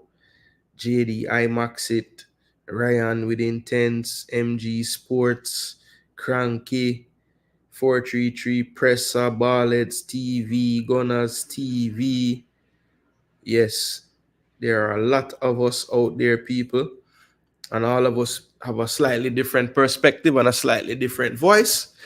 So drop a like on all of them. I have done my deed for the day. Dropped a like on all of them. Hopefully they will return the favor here, and everybody can have a nice stream, and they get everything they want out of it. Me personally, I just enjoy to discuss the football amongst peers and friends and some family. And yeah, it's just fun for me. So the graphic on the screen is a 352. They do have low kind of Central and Palmer and De Cordova Reed a bit behind him, which I think is a bit wrong. So that's probably going to be a little different from what we see on the screen. There's another Jamaica fan. There's some more Jamaica fans mixed in amongst the people. As I said before, from the wide shot on the camera, it looks like there's a lot of Jamaica fans, but Ecuador wear the same color, so I think it's majority Ecuador fans in the building. This is actually, just based on what I'm seeing on the screen, one of the lower attended games. They're in Las Vegas, and it is Ecuador and Jamaica. So, that's probably to be expected. It's not empty or anything, but, I am seeing a lot of free space there. I see a big Jamaica flag right there. And it's kicked off, people. We are going. Pinnock goes long diagonally to Nicholson. It goes too far over his head, and it's going to be a throw into Hincapi on this left side of Ecuador. Felix Sanchez on screen there looking on. Former Qatar manager, now the head coach for Ecuador. Throw into Hincapi. Hincapi looks, he goes deep. This is Pacho. Pacho goes long. Low heads it down. Palmer tries to flick it on. Can't, it's cleared. Second ball now. And Pinnock goes all the way back to Jamali Waite. Jamaica setting up their play out. Ecuador not really pressing Deshaun Bernard, kind of sitting a little bit back, trying to play the lanes. Latibo there in space. He goes wide now to Pinnock. Pinnock being pressed. He drops it to Waite, and it's a short one. Waite had to be alert and clear it long into the left channel, and that's going to go out for a throw-in. So Pinnock there with a bit of a hospital ball. Put Waite under some pressure. He was alert though. Paez was running in to try and get something on that one. So yes, Low is the captain, Stefan. Here's Palmer down the wing. He salads one. Keeps going down the left. He plays it on now to, who is that? Antonio. Antonio gets tripped and handled the ball, and the referee did not call anything. So I believe he just called Antonio for a handball. And it looks like he made a motion to Antonio that he's too strong to get that call, which I don't believe is the way he's supposed to ref, but at least he told him the truth. Low starting, I can't see a win with his reckless play. I hope he doesn't play reckless today. Pinnock, man, better than that, yeah. Nothing called fresh, which was weird. And I don't know if you noticed, but he made a motion to him like, you're too strong. That was too easy for you to go down like that. So I think, and at least the referees. Oh my Lord! So why you call us for that? It was very similar to the Antonio one. Come on, referee, man. Shamar Nicholson. Not saying he didn't foul him, but I mean, call it both ways. So the system is a bit more like the system last game with Nicholson and save that from a corner. Save that. Well done, Latibo there. All right, Jano. Kind of drop off that off the field. Throw into Ecuador. Good turn from Rodriguez. Rodriguez trying to get out of the corner here. What footwork here from Ecuador. And Sarmiento had to be upended. That was a brilliant 360 spin there from Sarmiento, bamboozling the Jamaican defenders. And all they could do was take him out. It's going to be a free kick on the left side for Ecuador. Rodriguez tried to get around Dexter, couldn't. And then Sarmiento took over, and brilliant footwork there, getting away from Bernard and Lembikisa. And then Lembikisa had to trip him as he was about to enter into the 18-yard box. Caicedo and Paez standing over this one. If it's Caicedo, it will be an in-swinger. If it's Paez, it will be an out-swinger. Let's see what they go with here. Having a discussion. And it looks like it will be Caicedo, and Greg Lee gets his head to it. And it looks like that will be going behind for a corner. So that was a dangerous ball there. A bit too straight maybe from Caicedo. But he will be taking this corner kick as well for Ecuador. Paez is short as an option if they want to play. But it looks like Caicedo might be going directly into the box here. Sarmiento being spoken to for messing with weight. Here's the corner, whipped in. Flicking near post by Ecuador. It's running out of play, but saved by Preciado on the right. Preciado tries to get by Antonio, but can't. Being told to get up. Here's Antonio now dribbling out of his own box. He tries to play it forward to Nicholson, but it was off target, and it will be a throw for Ecuador just inside Jamaica's half on the right-hand side. I think this was a good no call. Preciado tried to beat Antonio. Antonio used a bit more arms than normal, but I think for this Copa America, that is not a foul. I'm sorry.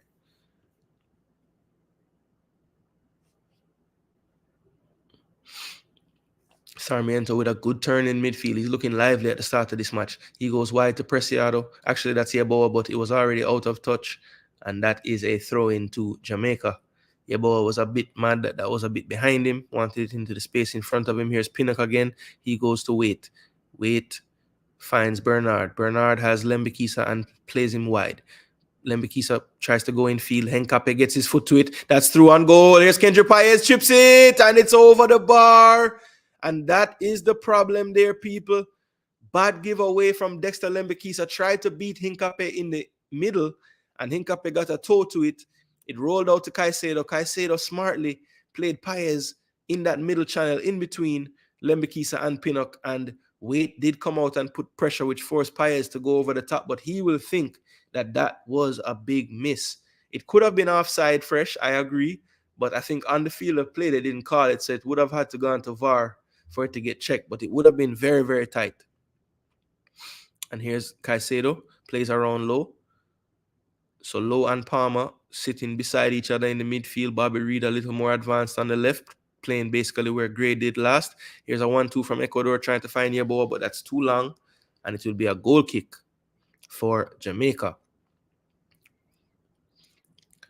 So they're replaying that play there. Dexter just showed too much of the ball, and he was onside, fresh. He was onside. The quickness of the pass from Caicedo kept him onside, and Paez with a better first touch probably finishes that one. Tried to just chip it over Wade, who, as I said, was alert and was there to close down quickly. But if that was finished and converted, that would have been a goal fresh. No offside. Pinnock gets closed down. It's blocked. He goes back to Wade. Wade with his left foot clears it out of touch for a throw-in. So Jamaica yet to settle down, cannot really create and connect those passes to break the lines of this first line of press from Ecuador. So not the best start in possession from Jamaica so far. And that squirts through to Ecuador across the box. A good shield there by Bernard, blocking the run of Yeboah, trying to get on the end of it. Sarmiento has it wide now. Faces up against Lembekisa. He drops it to Caicedo. Caicedo finds Franco. Franco now with over the top ball to Preciado. Preciado one-time cross. Almost gets to Rodriguez, but cleared by, I think it was Palma there. Back to Preciado again. Preciado sees the run of Franco, uses him. Or Paez, excuse me. Good play from Palma there. And they say Palma dove, but the ref did blow his whistle, and he was fouled after winning the ball. Palmer is telling him to calm down. He didn't dive. So Ecuador seems to Ecuador actually is doing something quite clever, because when we first initially start to play out of the back, it looks like they're not really going to engage that high. And then once one of the left or right center back get the ball, they immediately trigger that press on the side. So they're sitting as if they're gonna let us pass around calmly, and then they do have that. They do. Oh, and there's another bad giveaway from Latibo there. Good recovery tackle, but then it's still a shot off. Latibo there does recover it, and now he goes long. And here's Antonio one-on-one. No help really, but his presence alone forces them to kick it out of play. To be a throw into Jamaica. Latibo there tried that time to break the lines with a pass into midfield, but Caicedo did a wonderful job getting around low, picking it off, and then they were off to the races again. If it wasn't for some last-ditch defending, that could have been 1-0. Yes, I agree, Fresh. We need to wake up. We're definitely half sleep right now. Here's Pinnock, left centre-back position, goes back in the middle to Latibo there. He's being pressed. He plays wide to Bernard. He's being pressed as well. He goes long into the right channel, and that's too straight of a ball, too flat of a ball. Antonio motions more to the corner flag, saying that's where it needs to go. Here's Ecuador already throwing it out to Preciado. Back to Torres now.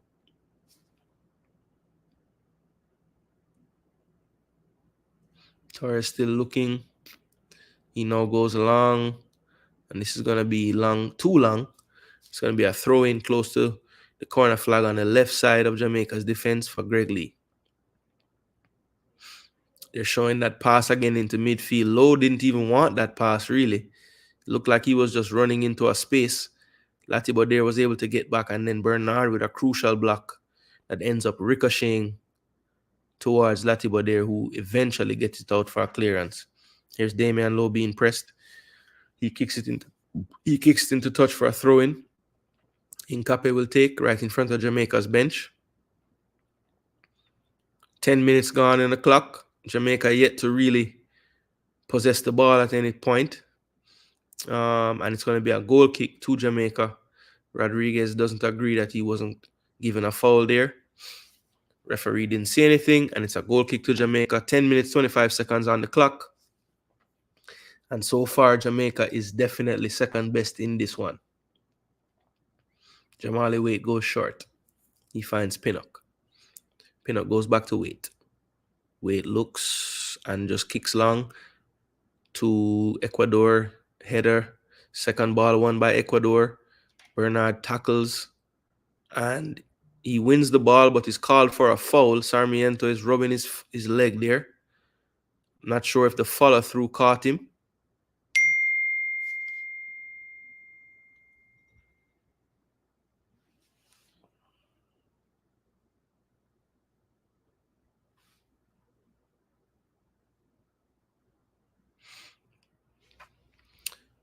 That was a rough challenge there from Bernard. Did get the ball, but the follow-through definitely caught him pretty high up on his leg there. No card given, but definitely a warning to Bernard. More than likely, the next one will be something. Fresh doesn't understand how it's a foul.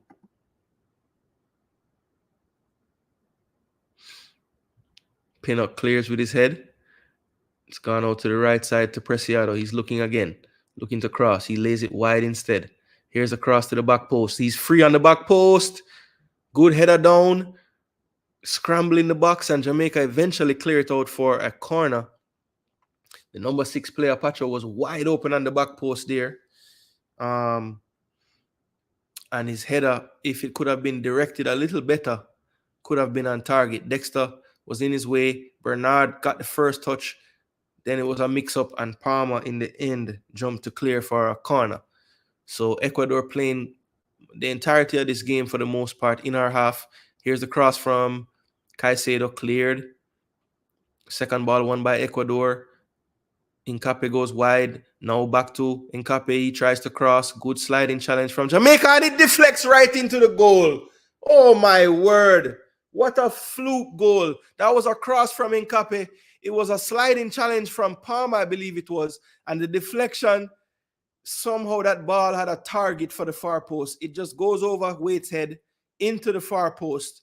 What a fluky play. And it's 1-0 to Ecuador. But if we're being totally honest, people, they probably deserved a goal for their start. It's 1-0, we're down. That was an incredible play. I don't even know how the ball ends up looping from that cross angle into the far post. I was having an argument with someone, not an argument, but we're having a conversation about Jamali Waits and his height. And I was saying that probably is what has kept him, in the championship and not being able to go to that next level at the MLS. He's listed as 6 foot, but when you see him on the pitch, standing in the goal, he doesn't look much more than 5'10". And that there came to bite him, because I believe a taller goalkeeper might have been able to get to that one. It was a tough one, though. Such a fluky deflection. It's very hard to see how the ball could have been where it was and deflect that way into the goal. So that's probably going to be given as an own goal to Casey Palmer, and it's probably going to be one of the harsher own goals that you'll ever see. So 1-0 to Ecuador. Just the start that they would have wanted, and just the start that Jamaica wouldn't have wanted. Here's Damian Lowe. He wins that one in midfield, but loses it after the poor first touch. Here's Bernard chasing. Rodriguez going after him. Good positioning there from Bernard to get in front. Goes back to Wait with a little bit of time. He's looking to go long. He does so. Bobby Reed can't win the first one. Ecuador wins the second one. Brilliant play from your boy. He piles Lee and runs in behind. He's looking for a good challenge from Greg Lee. Here's a shot from Ecuador from Preciado. And it looks like he got a deflection, and it's going to be a corner kick.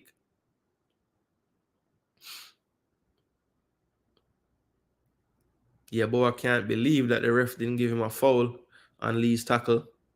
And it's going to be a corner to Ecuador. Paez this time looking to take it with the ink swinger. They keep showing Ecuadorians in the crowd very happy that they have scored that first goal. And I don't know why it's still showing the ball in the goal.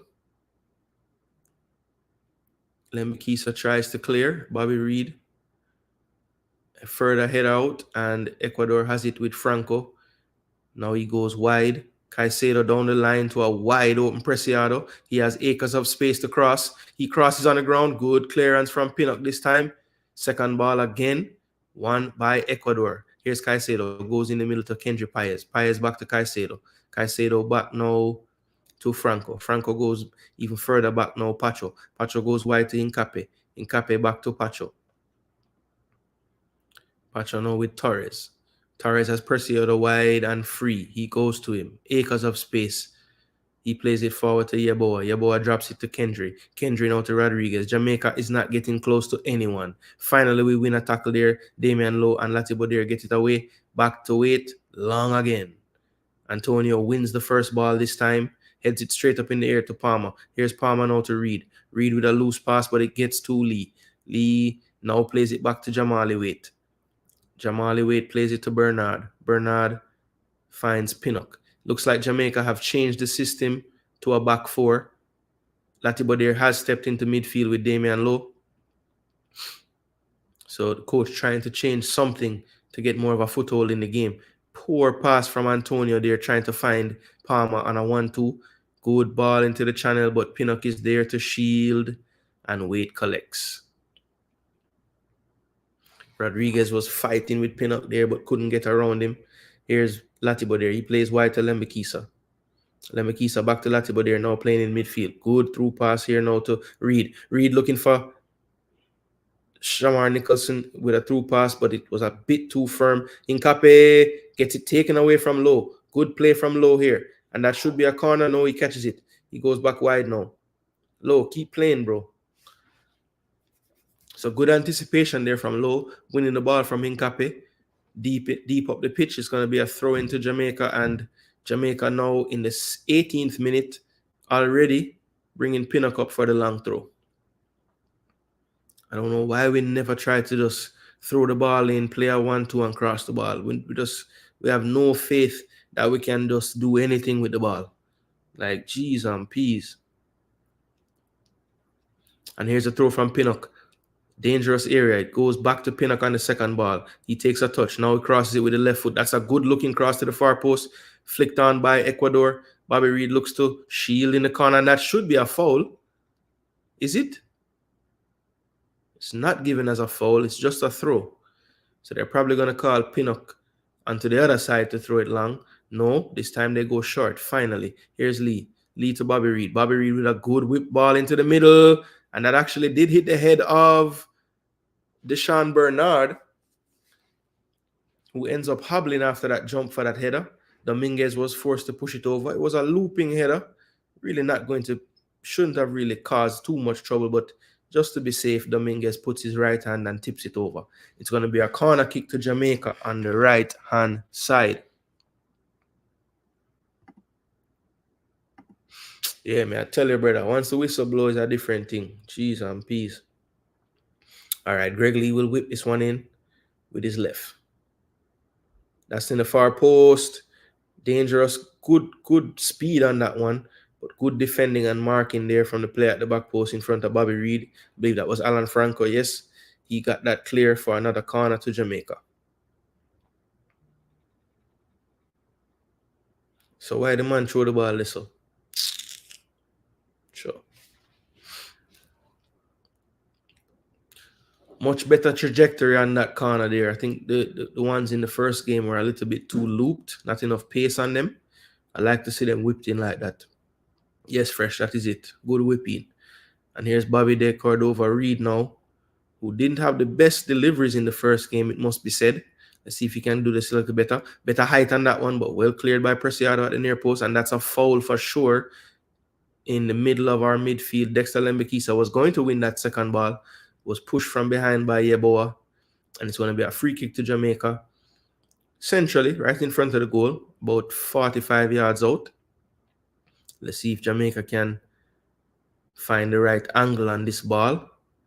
A little difficult to play something from this straight on the pitch, but we'll see what we try. It's going to be Casey Palmer over this one.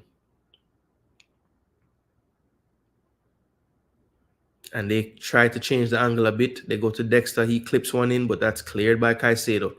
Good jump from Joel Latibo there. Takes out a player. No call. Here comes Ecuador.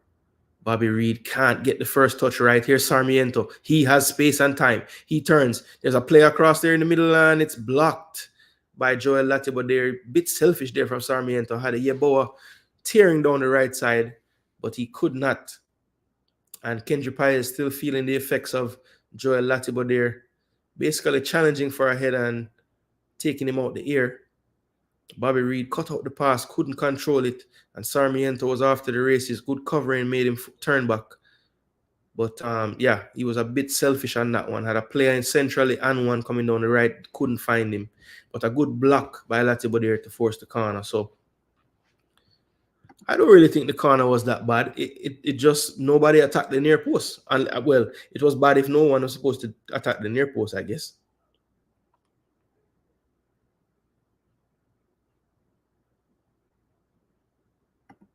Might be his game. Why we so bad at set pieces? You know, honestly, Hot Chili, I think the deliveries weren't terrible on those last two. I just feel like the Bobby Reed was there on the run, on the back post for the first one. It was just good defending. The second one, I like the trajectory of the ball. I like the speed on the ball. It was a near post delivery. We just didn't get anybody in front of that man on the near post that cleared it. I think that both deliveries were better than the whole first game so far, because every delivery in the first game was a high looping thing. We need to put it across with more pace. Sarmiento finding the half space again. He goes wide to Yeboah. Yeboah drops it back to Hincape. Here's Caicedo. Caicedo goes wide to Preciado, who's pushed well up the field as a winger here. Preciado cuts inside, a little bit of space, no one really engaging. Caicedo is free at the top of the box. He goes for a shot, it's deflected, and Wade gets down to his left to save. We have to do a better job engaging them in the midfield, man.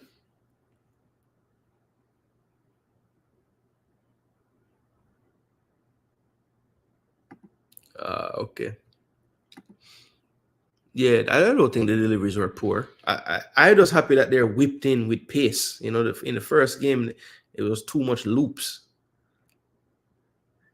So which one of them foul him, ref? Because at the same thing, them are do we, you know, call it, you know.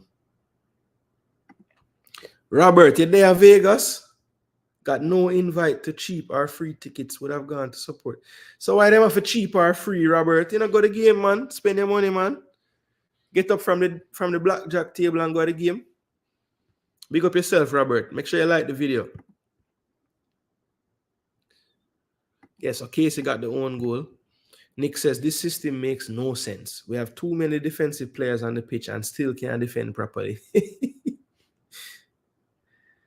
Well, Latibodere has gone into midfield, and now what that has done is Lowe has become a run around everywhere player. So the spaces are only going to get greater and greater since we're down a goal.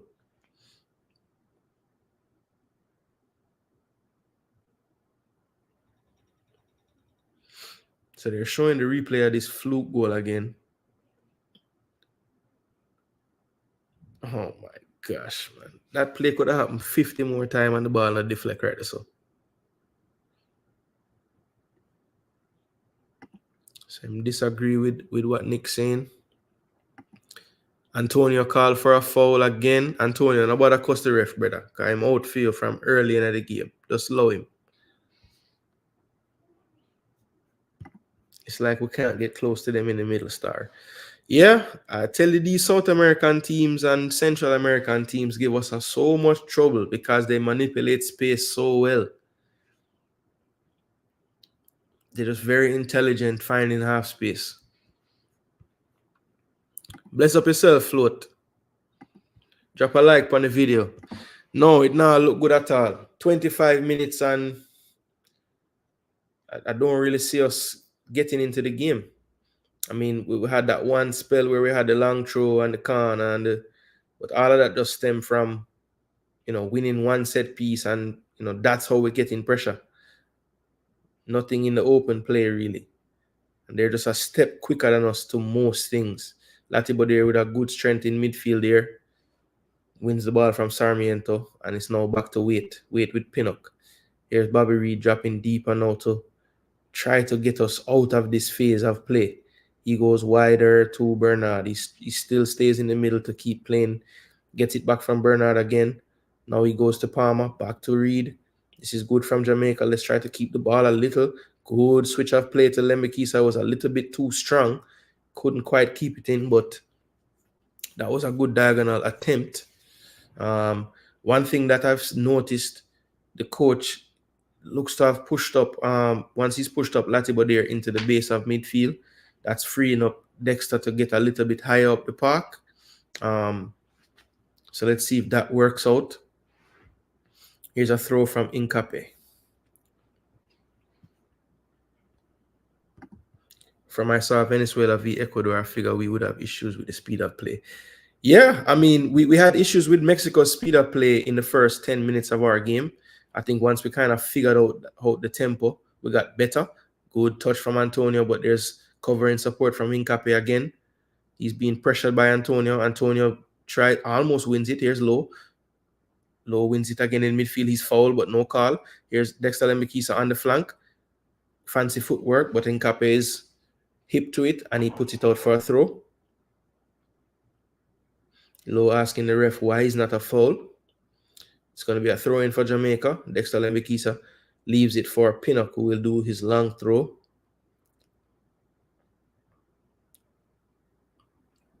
Ethan Pinnock here with a long throw.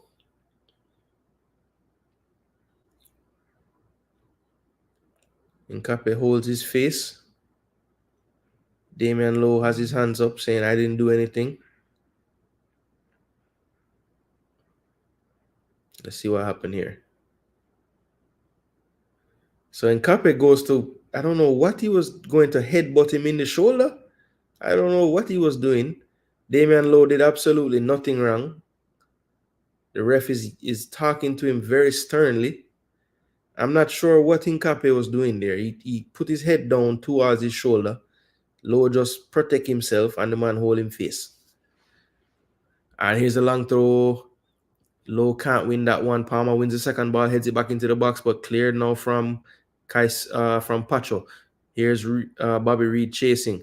Preciado. Ooh. Not sure what that was. And it's a foul to Ecuador. Bobby Reed called for pulling back Preciado there. Bobby Reed laughingly looks at the referee. I mean, I don't... He did a good job getting in front, but that shielding was reckless there. He's holding his jersey, pushing him. Boy, I tell you. The referee going to go on until this game get out of hand, you know. Good jump from Pinnock there, second ball. Good flick from Lowe. Nicholson flicks it to Palmer. Palmer under pressure from Caicedo. Good strength from Palmer there. He plays Antonio. Antonio has Lembikisa. Lembikisa overlapping. Here's the cross from Lembikisa. He couldn't wrap his foot around that one. That needed to be cut back some more. But that was a good spell of play from Jamaica there. That's the first time I saw 4 or 5 passes connected to get us into their area. I think Caicedo may have hurt himself trying to win that ball from Palmer. Did pull up a bit lame after Palmer got the better of him strength-wise. That's good to see from Palmer, though, with some pressure on him, getting the ball forward, shielding the ball, and playing a good forward pass. And then Dexter with the energy overlapping Antonio. Good layoff from Antonio, and Dexter just needed to cut that one back some more. It was a bit too straight, and the keeper was able to collect. Yeah, so Caicedo, a little bit gimpy after that challenge with Palmer. And Ecuador go long down the left side. Greg Lee with Yeboah chasing. Greg Lee does well. Clears it down the left-hand side. Kept in play by Ecuador. Low under it. He heads it. Second ball. Good shielding from Paez. Latibodier can't get around him. Jamaica win the loose ball. Well done by Latibodier winning that one, drawing a foul on Yeboah. It's going to be a free kick to Jamaica. 31 minutes. Let's see. Casey Palmer says, the ref says no. Here's Caicedo being pressured. Lays it off to Paez. Somehow Pinnock is on the ground. Rodriguez, good ball. And Latibodier did very well to track that runner there into the box. Pinnock, as I said, was out to play. Somehow got tangled up with Rodriguez. Looked at the ref for a foul. The ref says play on. And yeah, it was inadvertent. But when Rodriguez makes his run, he steps on Pinnock's foot and trips him. And then Latibodier did not fall asleep. Tracked Yeboah on the underlapping run and was able to block the cross. It's going to be a corner kick to Ecuador. Yeah, that should have been a foul on Palmer for sure. The Pinnock one, I mean, yes, it's inadvertent, but I mean, that could have caused us to concede, so you have to call it. Here's the corner from Paez, near post. Good header away by Lee. Long strike from outside the box from Franco is wayward. So still 1-0, 32nd minute of play. This game right now is not a good one from Jamaica's perspective. We have to call a spade, people. Robert say, I'm not criticizing Jamaica, but Copa America for having empty stadiums. Been to Allegiant Stadium 6 times, so they should know my email. No invite, bad management by all federations. Well, Robert, if that is the case, that is very sad. That you're a Jamaican fan that live out there and goes to Allegiant Stadium. I'm assuming you go there to watch the Raiders or whatever, and you didn't get any information knowing that they're even there. So that's not good. Well done by Lowe. Well done by Palmer. Here's Jamaica. No! Ooh, again, a good spell of possession by Jamaica there. Not even possession, but good incisive passing there. Lowe, Palmer, interchanging Antonio, and then Reed ended up with the ball on top of the box. Went for a shot. Slight defection, but not enough to cause any problems to the goalkeeper. But at least that's 2 plays in a row now where the ball has ended up in the goalkeeper of Ecuador's hands. So that is a start.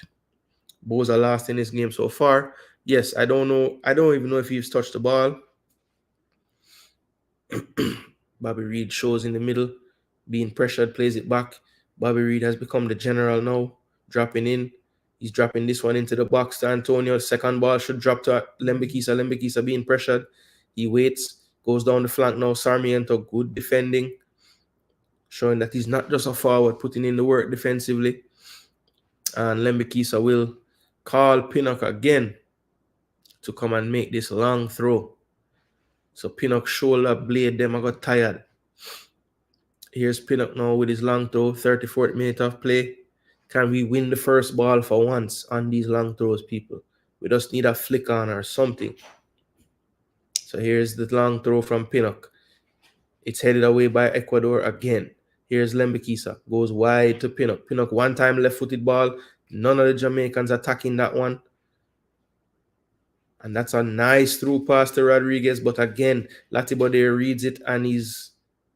Thank you. He almost died on that play. And the referee actually gave us a foul. I can't believe it.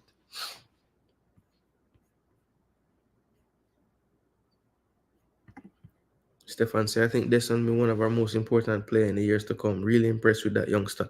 Yeah, I think you can take out the years to come. I mean, right now, he's one of our most important players. It seems like he's involved in anything we do good. Yeah, man, the man shoulder blade, he might have the same injury as Damari Gray by the time this tournament done. Because we refuse to just throw it short and pass it back to the man who throw it and try build up to get the cross. We just have to fling it into the box.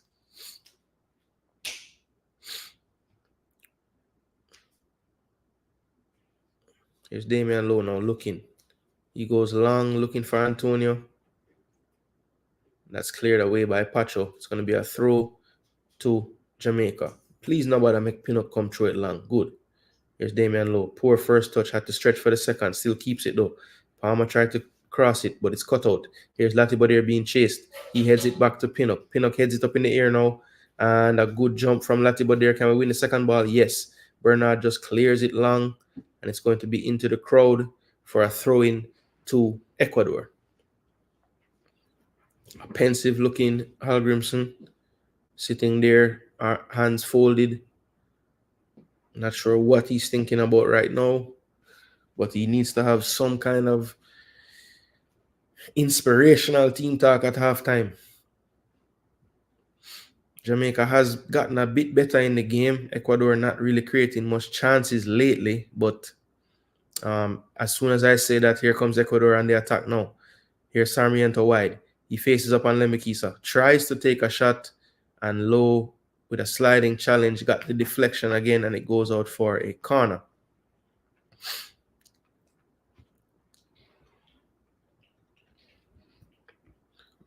Yeah, it's getting a little better.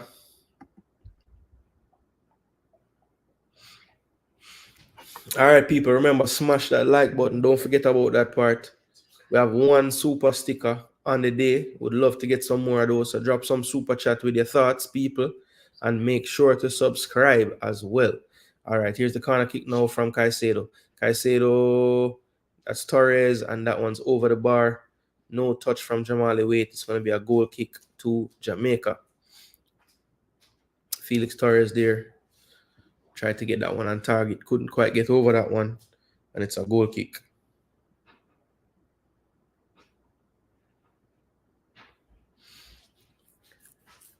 Jamaica need to have some more belief that they can keep the ball, man. Anytime we connect a few passes, we look decent, but we just don't have the confidence to do it for any extended period of time. That was the most ridiculous goal, bro.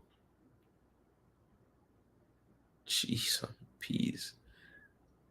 Every time I see it, it get worse.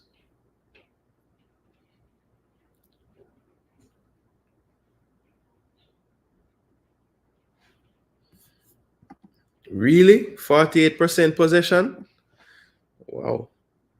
That's crazy. If that is true, that's mad. Yeah, it's a 52-48, but that's mad.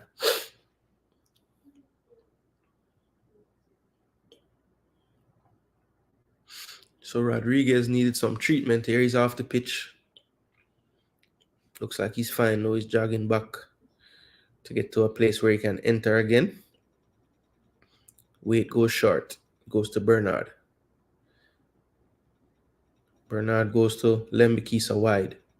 Lembikisa now to Antonio. Good tackle from behind. Antonio couldn't protect that one. Here's Sarmiento in space.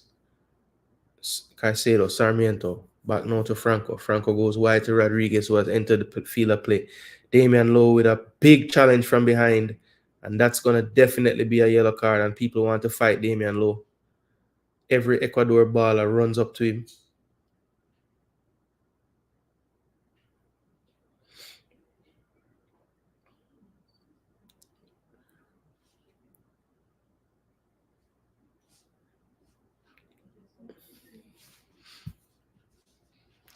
Yeah, so, I'm sure that those are the type of tackles that endear Damian Lowe to some of the Jamaican fan base.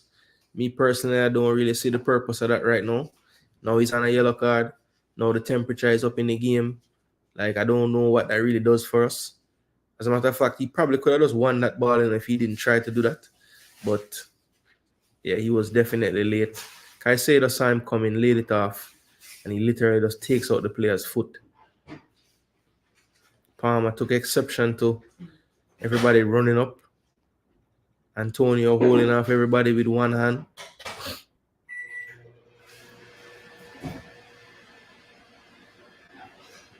So if you look right now, the Ecuador backline is talking to each other and the central defensive midfielder. I guarantee you that he's saying, let's put one on one of these guys. I'm telling you. Don't be surprised before this half one of the Jamaican players get tackled very hard. I don't think so. I think it's a back four. I don't think it's a back three. I think Dexter, just attacking a bit more than Greg, but I think it is a back four. Watch the Jamaica team come to Lowe's aid. Love to see it. Yeah, man. Good team spirit. That's a tough one to manage there, but Rodriguez did well. Good tackle from Latibo there. Lee goes all the way back to Wait. Wait has time now. Wait has Bernard and Pinnock as options. He uses Bernard. Bernard advances now, looking diagonal. Plays a long diagonal ball to nobody. That is picked off by Preciado. Preciado now advances with nobody stopping him. He goes wide to Yeboah. Yeboah has Kendry Paez and uses him. Paez just outside the box. Plays it to Yeboah now inside the box. He goes back wide. No one closing him down. Latibo there finally gets there, and Sarmiento was free. Kick and miss. Low passes it directly to Caicedo, and it's taken away again by Ecuador. They're on the attack again. Here's Preciado. Preciado wide. He finds Yeboah. Yeboah sees the run of Preciado, doesn't use it. He still has it at his feet. Good footwork. Good tackle there from Bobby Reed. Here's Casey Palmer. Plays it through the feet of one of the players, and Nicholson running in quicksand. Why is he so slow? My word, man. When him start sprint, him start move slow a while ago. What is wrong? And here's Ecuador under some slight pressure from Jamaica. Nicholson looking around to see who else can press. You are the closest person. You have to do it. Jeez, man. Who you looking around to help you? Run, man. Yo, we just not fit enough to play these teams, bro. It's clear. Our man make two sprint and him dead. Everyone is so adamant about pointing. Just take responsibility and do it yourself, man. Get up. Jeez, I'm ref. After all these games and duels, you call that? The referee, idiot, you know, man. Brother, I don't know how the man so slow, bro. It's like the man was running, and then when him start to sprint, it's like him a move slower than before. I don't understand this. And I don't know how the ref call that as a foul. Basically, every play that the match is a foul then, from the match start. I don't know how the man call a little soft something there.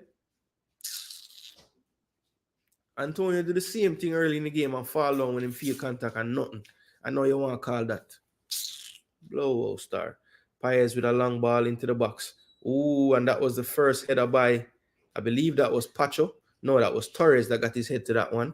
And that was deflected out for a corner kick to Ecuador. Felix Torres getting his head to that one. So yeah, people, it's not looking the best, man. 1-0 to Ecuador. We had maybe about a 5-minute spell where it looked okay.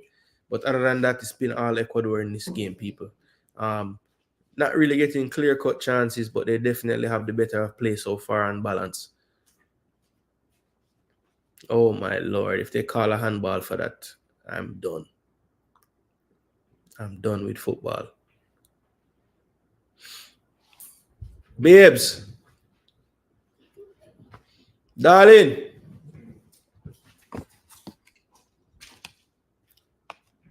Just ask her to pour the drink for me. Yeah, please. Before I lose my mind. Yo, are they still checking this foul? I mean, this handball? So the ball was headed down. Greg Lee literally was standing like this. And the ball hit off his elbow. And they want to call it as a penalty.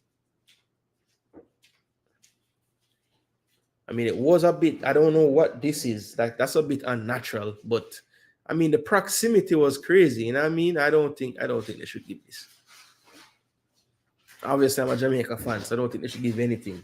But the only thing I don't like about his body positioning was this is not natural. Nobody does this fresh, ever. I've never seen this happen. So, I don't know.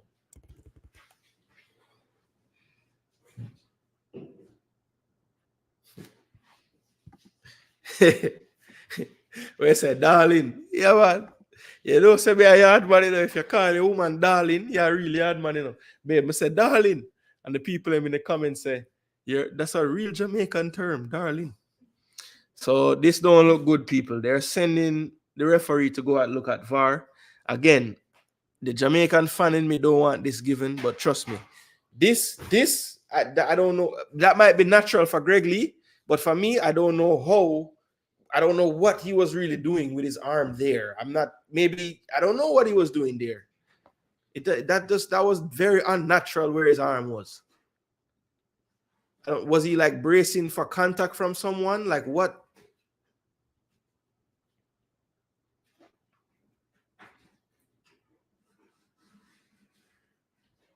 I mean, he's trying to move his arm out the way when he sees it come off of his head. But I'm just not certain why his body positioning looks like that. It looks like his hand went up as a reaction of feeling presence around him to try to like shield himself. So hopefully they consider that to be natural.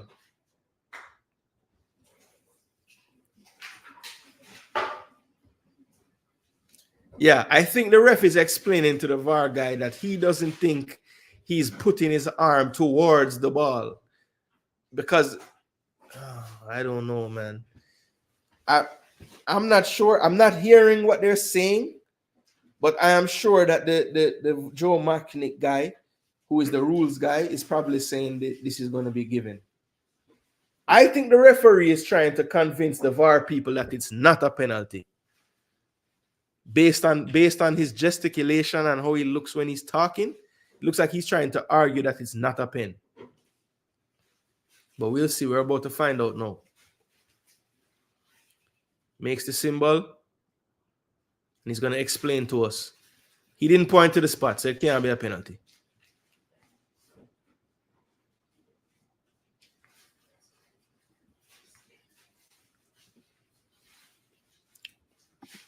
Gunner's boss say I haven't heard the word darling in it. Oh, and it is given. My word, it is given. Cheese and peas. What a wicked.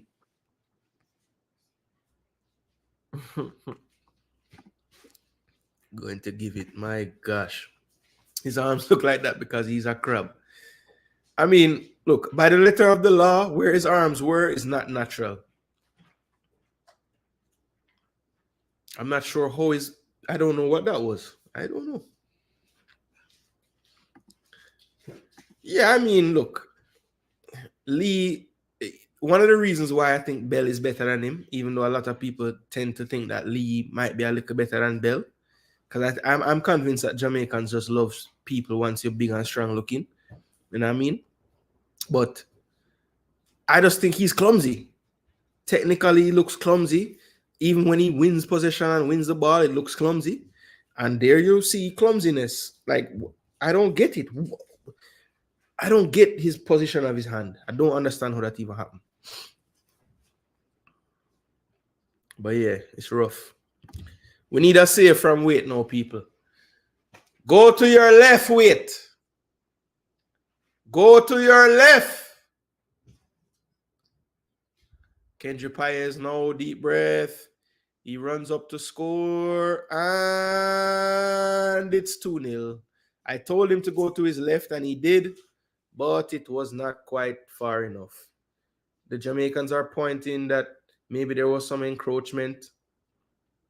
I'm not sure if they're going to take a look at that, but Ecuador 2-0 up. They all point to the heavens. Kendry Paez, superstar, 2-0. Again, Wait's height maybe preventing him from reaching that ball. Did guess the right way. Could not quite get to it though. Another thing too, you remember when they had this big emphasis on like not stopping when you're running up to take a penalty? Have they just done away with that rule? It's almost like Wait thought he might be going centrally, you know, and he tried at the last second to stay in the same spot. Oh boy. Here's Lembekis on the right side. He goes long. Antonio challenges. Can't find the second ball. Whoa. Palmer jumped in crazily there. No foul. Bernard heads it. Sarmiento here. Dispossessed by Palmer. Palmer goes back, but splits his two center backs, and Pinnock has to chase and retrieve. Latibodier drops back into the back three, but Pinnock goes long. Finds Dexter on his chest in time. Good ball to the central area. Good ball to Antonio. One time trying to find Bobby Reed. This wasn't long enough for him. Pinnock plays it back. Good composure from Wait to not go long there. Plays it wide to Bernard. Bernard into the midfield to Latibodier being pressed. Lord have mercy, Latibodier. I told people today he has trouble controlling and turning in the midfield. He's very bad at that. Kendry Paez went over the top. Wait couldn't get a touch on it, and it's going to be a goal kick to Jamaica. Latibodier just felt a little bit of pressure from Paez, and that was enough to play a wayward pass. Good tackling from Jamaica. The ricochet goes to Paez, who tries his luck from the left side of the box, and he puts it over the top. And it is halftime, people. It is halftime. So Jamaica down 2-0 at halftime. Not looking good for us, people. And if I'm being totally honest with you, this is pretty much what the scoreline should be right now. At least a 2-0 advantage for Ecuador. Jamaica does not asking enough questions to put enough pressure on the opposition. I mean, at this point, what do we have to lose, right? Let's just change the system, put on some more attackers, get Karai Anderson on the pitch, a more natural midfielder, change some things up, man. Low is on a yellow card. Typically, when he's on a yellow at halftime, the coach subs him. So that's one sub I think we might see. But what else? What else can happen? What else can happen, really? Stefan says, soft pen shaking my head. Yeah, letter of the law. I can't get past this. And this, there's nothing natural about standing like this. And that's when the ball struck him. So if you read the rules of the game, they had to give the penalty. This is not natural, Stefan. Nothing about this is natural. What is this? You don't run like that. You don't jump like that. You don't do anything like that. Yeah, Lee look like he want to thump down everybody. Really want to see what the subs will be like. Yeah, if I don't see 2 subs at halftime, then I would be shocked. Something has to change. I mean, nothing we're doing is really working. Like I said, we had maybe a 5-minute spell. And it was really because we got a throw, and then we got a corner, and then we got another corner. And that's why we had so much time down in that area. It wasn't run of play. It was just some back-to-back set pieces, you know? Brent Gardner has seen enough. We need a new coach. That was a clear penalty, Jason. He put his elbow up. I agree, Gunners, boss. I agree. I don't think even the most ardent Reggae Boyz fan has to be honest with yourself. There's nothing natural about having your hands like this. Nothing. Bernard Lowe and Nicholson sub off. Okay. Yeah, Corey. What you did say again? Tree Love by Corey. Sadly, you might be right, you know. That's an unnatural position. Yeah, man, Stefan. When you pre it that way, it must be. It must be. Wouldn't you be mad, bro? Oh, yeah. If you gave out a penalty, yeah. 45 minutes of headache, boy. I mean, I tell you actually. I forgot to ask my darling a while ago to fill up my mug so I can kind of cool my nerves, you know, because not even nerves anymore. It's my anger I need for cool. We look terrible back to front. Yeah. I'm trying to find in my brain a positive, right? And I don't know. I don't really see one right now. Rob Smith said everyone off. Yeah, agreed. Many say I bad mind the team, but we're not ready for the big stage. The team looked terrible. Yeah, it wasn't 45 minutes of headache. Let's be honest now. All right, 40 minutes then, 37. It was close to the whole time. All right, so let's for a second change gears, right? Let's look at the actual statistics of the first half and take my what I just saw out of the equation right now. Let's just look at the raw data and see if they tell any kind of different story. All right, so if you look at the attack momentum, there's that little 5-minute spell I was telling you about where you see the blue down here. And then there was a little stretch of time as well where Ecuador wasn't really getting that many. It was basically played in the middle third for that 5 to 10 minutes. So I'd say out of that 50 minutes of playing time just now, Jamaica probably had 7 to 8 decent minutes, right? And I would say 2 to 3 of those minutes were like better than decent. That's my honest assessment of the first half. So Ecuador for about 90% of it was all over us. Even if they weren't getting clear-cut opportunities, we just didn't pose any threat. We didn't cause them any issues, right? So let's look at the stats though. So stats 54 to 46, so closer in possession today. But look at the expected goals. 1.48 to Ecuador to 0.05 for us.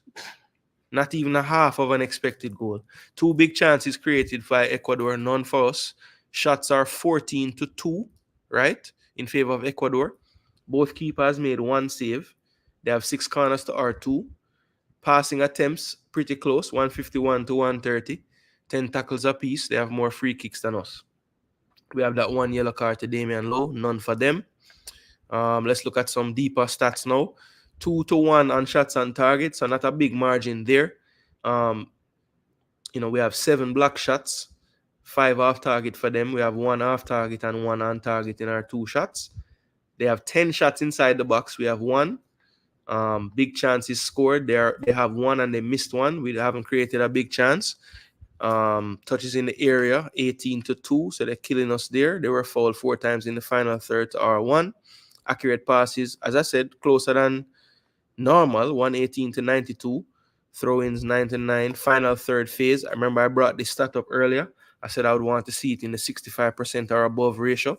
Right there, you see it at 52%. So we're not connecting in the final third the few times we're getting there. 70% for them, 22 entries to 18. So not terrible disparity there, but definitely when they get into the final third, they're doing a much better job connecting the passes. Long passes even 9 for 23, 9 for 24. Crosses, they are much more effective, 4 for 11. We are 1 for 7. Duels, they have one more percentage of those. Ground duels, 58 to 42%. They're killing us. Aerials, they're killing us as well. So we're losing the duel battle. Ecuador, as some said, might be considered like the Jamaica of CONMEBOL in terms of their strength and physicality. And they're proving to be a tough matchup for us in that area, as we can't win any aerials and we can't win as many ground duels as them. Dribbles, they're more successful as well. 3 for 6, we're 1 for 8. Yeah, so that's pretty much the game by the numbers in terms of the stats. Now let's look at the individual data for each player. On the Jamaica side of things, Dexter Lembikisa with the lowest score in the first half, which is a bit strange. I mean, I don't think, well, nobody's really playing that well, but I wouldn't think that Dexter was the worst player.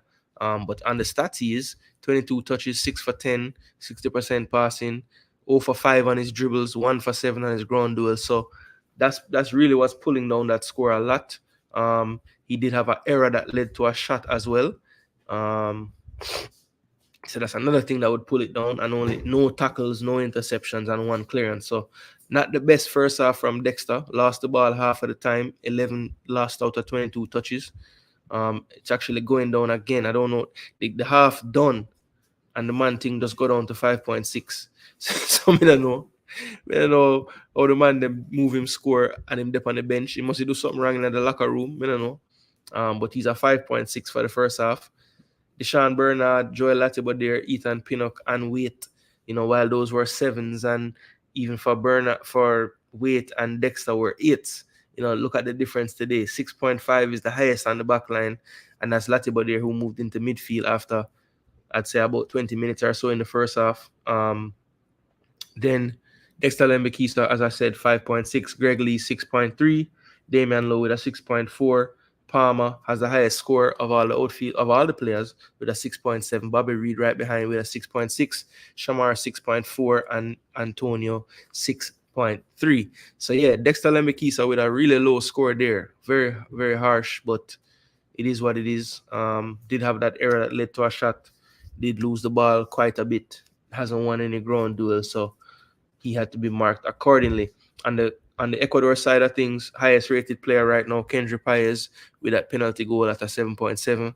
Caicedo doing his thing, 7.4. Incapi doing his thing, 7.2. Sarmiento, 7.2. So all the names that we kind of said to look out for before the game that needed to play well for Ecuador to get a result, they're all pulling their weight.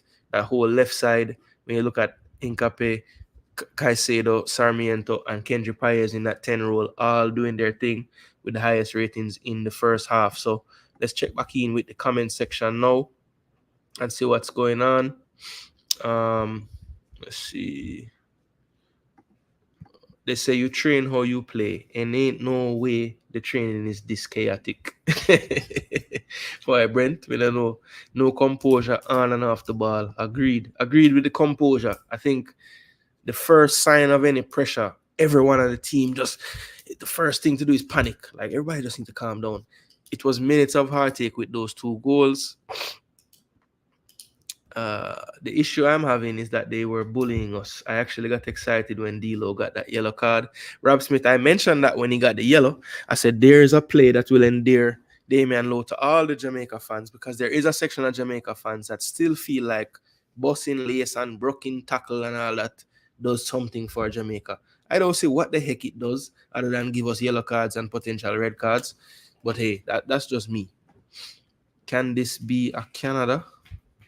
Oh, well, Damian Lowe already in the midfield fresh. So what can we change to make it be like a Canada? Excited over wildness, bro. Come on. Is Gray hurt? Yeah, I think he's recovering. I mean, he's recovered, obviously, because he played. But, yeah, I don't think he's 100%. And I believe that's why he didn't start. They were beating us up and we wasn't fighting back at all. Showed no life. Low is a liability. He should make you get worried, not excited. They gave Palmer a own goal. Yes, they did. I mean, they have to give it to him because the guy was crossing the ball. It hit off his foot and went in the goal. So, yeah. And even with the own goal, he has the highest rating. So that goes to show why people expect us to go toe-to-toe with Ecuador. I don't know who expecting that, but they are delusional if they are. That's a good way to put it, fresh. Not much fit. What is the temperature in Vegas at 4 p.m.? The temperature outside is like 100 and something degrees to Dexter, but they're inside in the air conditioning. So it's probably like 68 degrees inside there, 72, maybe, something like that. Fahrenheit. Hopefully, he can put in half of a shift. Yeah, hopefully. It's a dome. Yes. AC set to anywhere between 68 and 72, I would think. Wasn't about thinking it was a good football play. It was about getting pushed around. Yeah, I understand that, Rob. But the thing is, my issue with Damian Lowe is at this point of his career, surely he has figured out a way to rough up people without getting booked. Because Ecuador's defenders were doing it great. You have to make the play somewhat of a football play. You can't just run up and down and kick over a man. Because, another ref might have interpreted that as a red card. You know what I'm saying? So, I don't know. He just puts himself in those danger too often for me. People on our streams expecting the coach to go toe-to-toe and show no respect, bro. Like, who thinks that? I'm not sure. I'm not really seeing that in this chat. So I know Fresh You is a person where probably have all 3-4 stream ago one time. So maybe that's what you see in other places. But my comment section, I don't think anyone has really asked for that. They just want it to be better than what it is. Can we pull a Canada in this game? Not sure. I think the main thing in that Canada game was, okay, yeah, not this chat. Yeah, I figured it couldn't be this chat, but of course, bro, maybe I'm a bit too like level-headed for some of the fans to just be here, like thousands and hundreds of people to be here. But people go and watch what they want to watch, and I think certain places do kind of rely on the burnout behavior and the buckle behavior, and what I'm saying. Now, I won't say rely, but that's just the style of their program, Not take nothing from nobody and hold them to them thing. Me always gotta do my thing my way. When really business. Some people out there think that, well, I won't say some people. One person think that I don't have no backbone and I just pander to things, but I don't know. It's like, I don't know. That person just has something set in his brain that everybody else is a yes man and suck up to get things from everybody. And I don't know why this man have that thing stuck in his head, but I don't know. I don't understand it at all. But I feel thoughts that anybody who watch me and hear me talk no say me not really business about nothing. Me just talk about the analysis of the game. And yeah, it is what it is. I'm not really here to become anything more than Jason Gooner who talk about football on YouTube. You know what I'm saying? Bows and no output. Wonder what he did in training other than gun finger celebration. Channel, Mr. Man. Like I said before the game, a lot of people want the coach sacked, so they're gonna say certain things. Yeah, that's true. That's not fair to Bowser. There's no output from anyone. Yeah, I mean, you can't really point to this game. Okay, so Damari Gray is entering the field of play, people. Let me go ahead and get the play-by-play back on screen. Michael Hector. So Michael Hector is on again for Deshaun Bernard, and Damian Lowe is off, and Damari Gray and Hector have entered the field of play. So, Nick, you are almost right. They just refused to take off Shamar, but you had two of the subs correct. I think you said Lowe, Bernard, and Nicholson. Well, two of the three came off. Looks like we're going to be playing a 4-2-3-1 with Nicholson wide right, Gray wide left, Latibo there and Reed and Palmer in the number 10 role. Hector and Pinnock playing on the back line. That was some people's starting back four if that's what the coach wanted to go with. So we'll see how that looks with those two. Let me get the play-by-play back on the screen.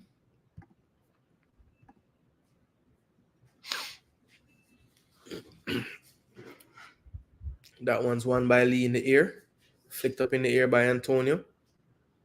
Nicholson trying to put pressure on Hincapié, but doesn't really want to get the ball, just jogging to make it look like he's doing something. That's played back now. Here's Caicedo, good flick pass into the middle. He was caught late by Reed. Here's Sarmiento trying to get by Latibo there, doesn't, but he still has on the ball. He goes back into midfield to Caicedo, being pressured. He plays it to Preciado. He throws it wide now to Yeboah. Yeboah, tricky feet now, facing up Damari Gray. Looking to dip inside, does play it to Paez. Paez turns, flicks it into Preciado. Paez gets it on his left foot again. Latibo there got hit in a very, very bad area with that shot. I'm almost certain about that. He was stretching to block it and left himself very vulnerable there. So Latibo there, I felt that one for you, boss. I know that didn't feel good at all. So 2 subs again by the coach. Again, I will repeat, Damian Lowe is off, and Deshaun Bernard is off. Entering the field of play, Michael Hector. So a straight swap with Bernard, and then Damari Gray also came on for Lowe, which means that Bobby Reed now is playing a more dedicated midfield central role, and Gray has taken up the left side with Shamar on the right. So that's what the coach decided to do here. Let's see. When it comes to analysis, we know where to go, Jason. That's why those who are here are here. Absolutely, Stefan. I don't really too watch the numbers on a day like today, when I know that most of the people are just, mad fans and what have you. And I'm sure over time, as people realize that I will be in the space, the numbers will grow organically, because I refuse to believe that there aren't more than the numbers that I've been getting that are true fans. I do want to give a shout out to some of those that have started more recently. I know Cranky would be one of those that I would say, isn't afraid to talk his mind and tries to base it off of what he sees and his analysis. No, I don't always agree with what he says, but at least I know it's coming from an aspect of watching the game and trying to break it down for what he sees it as. And I will always respect anybody doing it that way. It's the folks that don't really watch the football, but then want to come and say they're doing match analysis and match reactions when they don't really watch the game. You know what I'm saying? Yeah, that really don't make me feel so good about things. You know what I'm saying? I wondered the same thing when I saw Ecuador praying after the goal. Boza and Low off.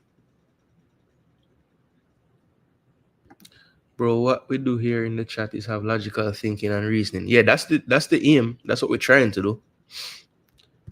I don't know what Karai has done to the coach. I mean, the man does not want to use the man. Hector gets a stupid yellow card there. We had coverage behind, and he's panicking and grabbing shirts. Really didn't need to take that yellow so fast. It just came on the field. Yes, you got beat, Hector, but my gosh, man, run. Stop being so lazy. First thing you do is just pull the man's shirt. Just try to chase him. You just came on. And the back line is all out of sorts here. Somehow this man is behind the back line, not offside. Rodriguez wide open at the top. Good double team in here from Jamaica.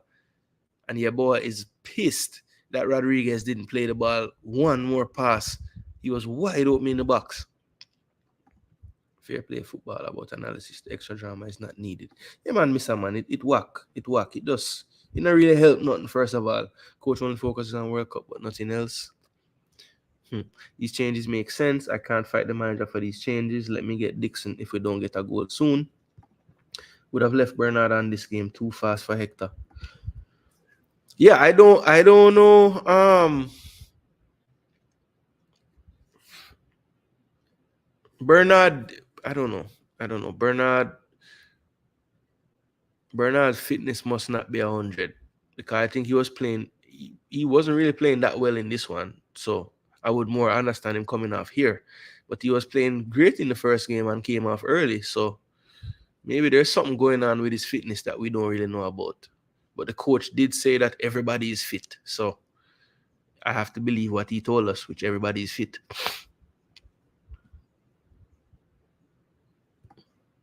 Bernard looked like he was injured this time. That's why he was taken off. Okay. Yeah, because I did see him kind of limping around after one of the challenges he made early. Here's the Margaret turning in midfield. He finds Antonio. Antonio trying to get turned. He does finally. Good ball out wide to Lembekisa. Lembekisa, one-time cross. Not the most effective cut out there by Ecuador. Here's Sarmiento on the ball. Ends up going long. Good shielding from Caicedo. And the young 22-year-old showing all his experience there. Why is Latibo there want to fight the man? What happened there? Bobby Reed.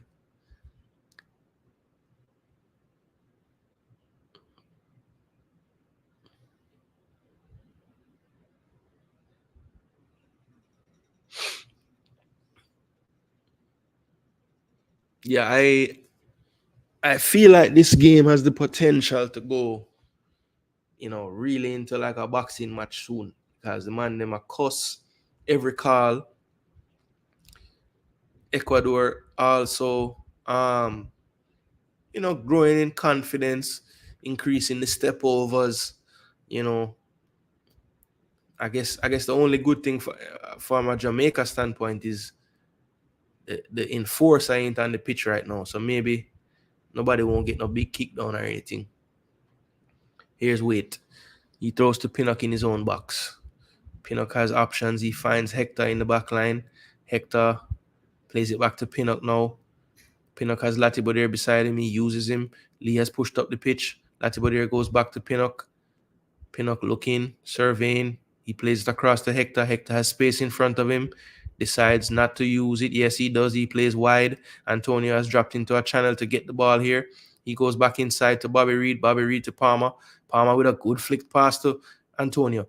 No, here's Boza. Boza plays it now to Gray. Gray tries to cross in with his left foot. It was blocked. Ooh, and Gray runs into a salad from Preciado. Pinnock gets the clearance and flicks it all the way back to Wait. Goes back and receives the return pass. He finds Bobby Reed in the center circle. Back to Pinnock again. Pinnock goes on the other side to Hector.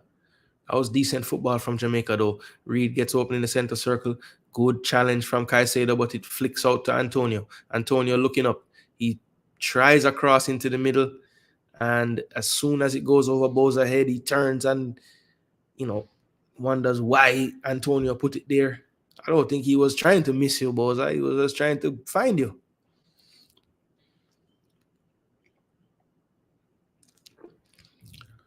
So it's a corner kick to Jamaica now. It will be whipped in by Palmer. Here's the corner kick from Palmer. Oh, a missed clearance. Here's Pinnock with a shot. Oh, and it falls to Antonio right in front of the keeper, and he swivels and scores. It's 2-1 to Jamaica, people. 2-1 to Jamaica. We had one or two decent little attacking plays there that led to that corner kick. And now Jamaica gets on the score sheet. It is 2-1. And Mikel Antonio, if a player ever deserved a goal for his past two performances, maybe not so much this one, but definitely for his performance against Mexico, it would be Mikel Antonio. So very happy to see him get on the score sheet.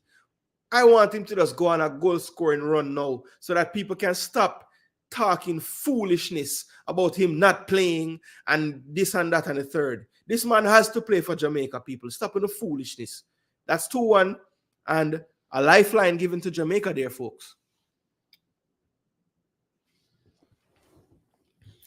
To be totally honest with you, we need two more, but I will settle for one right now. I just need this game to not be a loss. So Jamaica has ticked off one box. That's Antonio's 4th in 17 games for Jamaica. Not the greatest return, but hey, that was a big one. And that's their first goal in 8 matches in the Copa America. So that's one thing checked off the box, people. One first goal in the tournament. Now, let's see if we can get the first point. I won't get greedy and ask for the first win just yet. Good play from Shamar there. Wins the ball in attack. Here's Bobby Reed pressured, but plays out of it. Good pass to Palmer. Palmer is fouled from behind. Palmer did very well there to get his body in front of, that looked like Felix Torres there. And it's 2-1, people. And if you can hear the difference in my commentary, it's because Jamaica finally scored a damn goal in this tournament. It took 3 tournaments to do it, but finally. It's 2-1 Ecuador now, people. We're in the 56th minute. Here's Bobby Reed really pulling the strings in the midfield, taking the initiative to get on the ball and possess this football with the defense. Greg Lee comes in field, finds Hector. Hector now to Pinnock. Looks like Latibo there is split the back three again. This is probably just a ploy to in possession. And here's Bobby Reid in space in the midfield, getting pressured now. A bit lackadaisical. He's looking at Hector saying, hey, play it with a bit of force to me, man. Don't pass it so soft. And a good run here from Damari Gray. That ball almost gets to him. Preciado did well to win the header. Good play from Palmer. But the referee said he did it with his hand. Man. Casey Palmer looks so much more effective in this role behind the strikers, man. He's already slipped in Boza once. Had a good swivel and turn to put Gray out wide. Just way more comfortable in this position. And actually, Bobby Reid looks comfortable playing deeper in midfield. So, hopefully the coach just stops putting Casey Palmer in a double pivot closer to the defense, man. Playing behind the striker. We'll get the best out of him there. And the commentaries keep going to this one man with him Jamaica flag. I guess he's the only man. So it's 2-1 to Ecuador, people. 57th minute. Good defending from Bobby Reid, and then Caicedo is forced to pull him down. So Ecuador a bit out of sorts here since the goal. Not seeing them able to impose their will on us as much as one time in this match. There's a good ball from Bobby Reid, and Palmer and Shamar Nicholson just doesn't have the legs to get onto these passes, man. I mean, that wasn't the greatest pass in the world, but Shamar gave up so easily on that one, man. Chase it. Yes, it was a good strike from Pinnock to get the goal. First Copa goal. Ra. Drop the flag them. Drop the super chat them. We score a goal, people. We score a goal. Floats a big bad Antonio. Yeah, man. Big bad Antonio. Agree. Boza need to just come off. One thing I do like, though, that's happened lately, Antonio has said, forget this. I'm not playing the lone striker role. I'm going to hunt this damn football. So Antonio is literally running everywhere. Good ball from Michael Hector through the channel to Antonio. Antonio has Dexter wide, but comes inside. Makes a big switch to the other side to Damari Gray, but that's too much on it. And it's going to be a throw-in to Ecuador. Antonio could have maybe went for a simpler one there. Really would have had to have some incredible execution to drop that into the space for Gray from so far away. Preciado with the throw-in. Here's Preciado down the wing. It's cut out by Lee. Here's Bobby Reid. He heads it down to Palmer. Palmer being pressured. Now back to Reid. Here's Gray. Gray beats one. Fumbles on the ball and loses it. Good reading of the play by Bobby Reid. Good play into Palmer. Palmer gets tackled by Caicedo, though. Good jump from Latibo there in the midfield. Here's Palmer. Wins the first ball. Lembekisa plays it inside to Palmer. Good toe on it. Back to Palmer. Palmer gets it back from Lembekisa. Lembekisa back to... Here's Lembekisa with a cross. Ooh, and that's blocked by Hincape. Good spell here from Jamaica. At least they're getting the better of them on some of these duels. I think they lost every single duel in that first half. But the goal has definitely given them a new energy. And some of those duels that they weren't winning, they're starting to win now. I've seen a different Jamaica fan in the crowd. So thank you to the cameraman for showing me a different Jamaica Reggae Boy fan. Here's the cross from Lee. I don't like the height, but it's still put back in by Antonio or Nicholson. Nicholson with his hands raised, asking for something. Maybe he wanted a handball or something. Jamali Wait, that's well dealt with by Lembekisa. He drops it back to Jamali. Jamali looks now, goes back to Lembekisa. Lembekisa back to Wait. And now Jamaica will try to get their shape back after the corner. Antonio has dropped all the way into our left back channel and is wide open. Reid hasn't seen him yet. Here's Hector. Plays it infield. Now here's Wait. Wait goes long and no one is up there. Well, Shamar is up there by himself. He flicks it. No one was close enough to it though. Here's Antonio under pressure but keeps it. Goes back to Pinnock. Antonio still playing left back right now. Asking for the ball to feet. He does receive it. Looking up. He goes to Greg Lee short. 1-2 with Antonio. Antonio does well. Antonio with a good pass to Nicholson. Nicholson, good turn. He has Palmer down the left-hand channel. Oh, and that was a crucial sliding tackle I believe that tackle was from Pacho there. He had someone streaking to the far post, but that was brilliant football by Jamaica.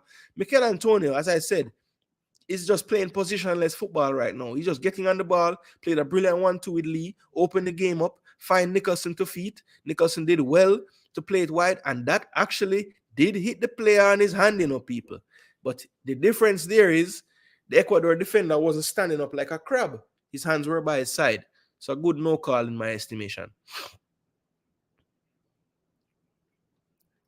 Latibodir plays it wide to Palmer. Palmer to Lee now. And that's a foul by Yeboah close to the Jamaican bench. I'm wondering if the yellow cards are not allowed to be given to Ecuador. I'm not sure. Here's Mikel Antonio again dropping into a space to get on the ball. He plays a long cross, but it's over everyone. Nicholson stopped for some reason. If he had just kept running, he may have been able to keep that in. So 62 minutes played on the ball. Antonio upset with himself. He couldn't keep that one a little bit better directed. There's Ener Valencia in the crowd watching on. I'm sure he wishes he could get on the pitch. Brother, anywhere. Just go Antonio, just go where the ball is. Just go where the ball is, Antonio. Just get on the ball and play passes and 1-2s with people. Because it's like you want to do something in the damn game. You and Bobby Reed and Palmer.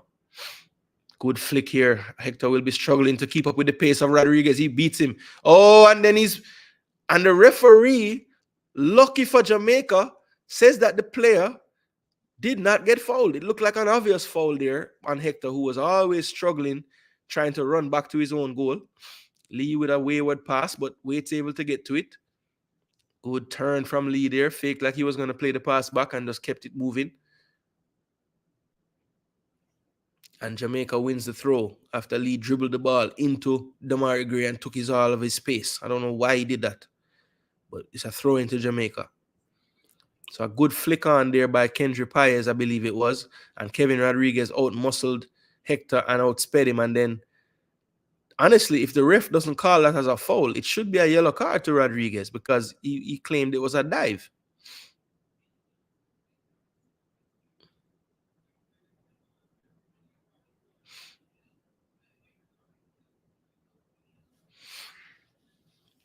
So the Jamaicans definitely have picked up their fight here.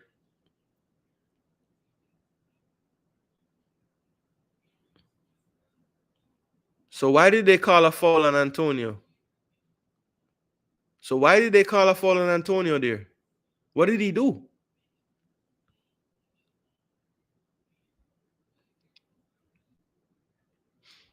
Yo, this referee is a real fish. All right, so it looks like Alan Minda will be entering the field of play for John Yeboah. He was a substitute in the first game as well. Yeboah was kept a little bit more quiet than he would have liked. Tricky player, left-footed player, wants to cut in and fire away on the left, but he was a frustrated figure for most of this game. I think Sarmiento and Paez have been a bit more effective in this one. Ecuador goes long. Greg Lee wins the header. Jamaica can't win the second one, though. It goes all the way to Caicedo in midfield. He goes back to Pacho. Pacho goes long down Jamaica's right side of the defense. Hector is there, directing traffic. Well played. Latibo there one time to Lembekisa. Lembekisa now goes long down the right side to no one. Pacho heads it away. And Ecuador with a brilliant flick after the second ball. And that's going to be a foul on Latibo there in the midfield. Latibo there says every time they make noise in the crowd, you blow the whistle. So we need more fans at the games, people, so that when our players get kicked over, we can make noise. Because Latibo there seems to think that they are getting calls. Yeah, he said every time you blow your whistle.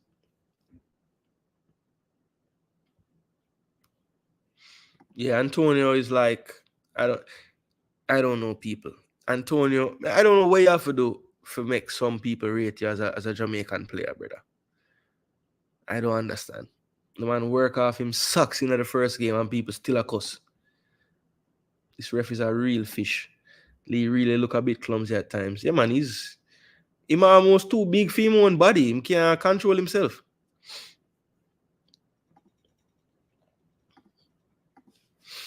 Latibeaudiere back in the middle. Yeah. I mean, look, Latibeaudiere in the midfield defensively is fine to me. I just think in possession he struggles. If he has time on the ball, he's great. But in midfield, you don't normally have that much time. That's why I like him in possession more on the back line, because he can see everything in front of him. It's when he gets in the half turn, I worry about him. And even there, just like that little touch pass to the outside, just why kick it so hard? The space was there, just play it softer. But everything is a bit rushed with him because I don't think he's super comfortable in there. You know what I'm saying? Just need a bit more composure. Here's Kevin Rodriguez. He goes back to Hincapié. Hincapié goes all the way back now to Pacho. Pacho goes back to his keeper, Dominguez. Dominguez being chased. Plays wide now to Torres. Torres now closed down by Antonio. Good pressure here from Jamaica. Gray wins the first one. Trying to go through, but he's triple teamed and probably should have released to someone. Here's Kendry Paez with a good switch up play. Hincapié in acres of space down the left as he takes it now. He's driving forward. He has Rodriguez wide. He plays in the middle. Good flick clearance by Pinnock. But Paez in his spot. Oh, good recovery there from Palmer. Uh-oh. Good tackle from Latibeaudiere. Good second effort again from Jamaica. Well done by Pinnock there, clearing that one away. Here's Alan Franco. Jeez, Shamar Nicholson is running in like sand. I don't know how this man's so slow. Look at the difference when Palmer closed down. Okay, Jamaica. Yes. Win that one too. Yes. Okay, Palmer. Oh, that's a good ball, you know. Referee! Oh, Bowser, you got the chance, bro. Bowser had the second ball drop right in his path, and he could not get a clean enough strike in that one. Gosh. But good pressure again from Jamaica. Casey Palmer wins it and plays a nice clip ball. Reed is onside. Hincapié wins the first header, but only heads it in the path of Shamar, who can't do anything with it. My gosh. Coach, take Bowser off the field. Please.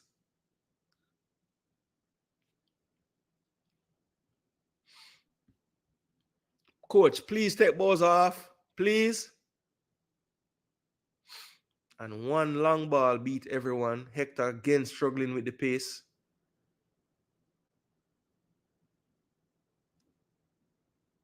And Rodriguez, I don't know what he was trying there. Outside of the right foot with a bouncing ball. No faith in his left foot there. Here's Pinnock, good knockdown to Lee. Lee goes long with the left foot. Here's Pinnock again. So call the offside, no ref. Thank you. Offside to Jamaica. Here's Pinnock. Looking to go long. Here's Latibeaudiere showing short. He does play it to him. Back to Pinnock again. Pinnock looking. No one else showing. Good switch of play to Hector. He chests it down. Plays it wide now to Dexter. Dexter looks up front. No one there. He goes back to Hector. Hector with time. Tries to force one into the midfield. It wasn't on. It's cut out by Franco, who finds Caicedo. Caicedo now goes wide to Sarmiento. Here's Nicholson. Now chases all the way to the goalkeeper. Goalkeeper goes long, and that's a great giveaway. All the way back to Wait. Wait controls and plays short to Pinnock. Pinnock to Latibeaudiere. Latibeaudiere back to Pinnock. Pinnock goes wide now to Dexter. Dexter one time, brilliant pass to Antonio. Good first touch. Good tackle there from Pacho. Takes it off his feet. Here's Caicedo. Good 1-2. Here's Rodriguez now. Sarmiento at space. And he goes down, but no foul called. Here's Pinnock. He clips it long to Gray. Gray gets beaten to it by Preciado. Preciado on the overlap now. Here is Minda. Minda cuts inside, leaves it for Rodriguez. Rodriguez finds Kendry. Kendry on his left foot. This is problems. Ooh, and he drags that one wide. slightly rushed it. I think he got excited when he saw no one was gonna close him down. He possesses a lot more quality than that on his left foot there, so he'll definitely want that one back.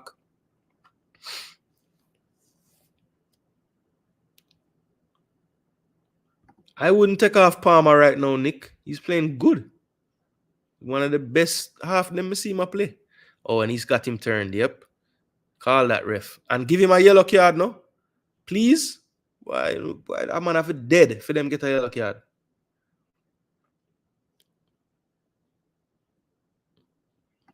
Him just tired, boss. Good cross here. Oh, and that's going to be a corner kick to Jamaica again. We have to make use of these advantages here. Pacho cleared that out, but only could clear it out for a corner. So a corner to Jamaica on the right-hand side. Greg Lee is going to go over to whip it in with his left foot. Brent saying, believe we can get a point now. All right, Brent.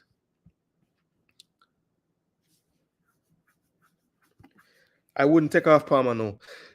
You see how our front four was walking back in that transition, Palmer included, because he need fresh. Yeah, I mean, I just think he's offering us an outlet, like in between the. Boza! Oh my gosh, that's cleared off the line, and that's a handball. It has to be. Oh my gosh, referee! Referee, check the VAR. Go back and check it. If you don't go to the screen, them rig this thing for South America. That me I tell you. The entire Jamaican team. That's a good header from Boza going far post. Caicedo gets back to clear.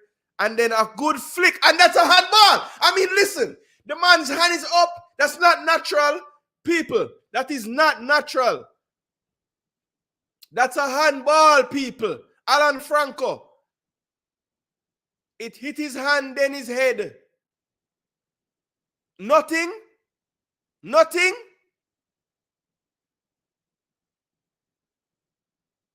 Yo, people, if you don't, you see if this man don't go to a screen and go look on it, this is a foolishness. The man have to go and look at it on the screen. So, yes, the ball hit you in your hand first. I'm not business if you look in your face after. It hit your hand first. Yo, if the man don't go to the screen, I'm going to broke the TV. Have to be, the man have to at least go and check. It's the same thing. The man hand is up in the air. No. It was not by his face. It was out here. The man see the flick coming and naturally put him hand up. Brother.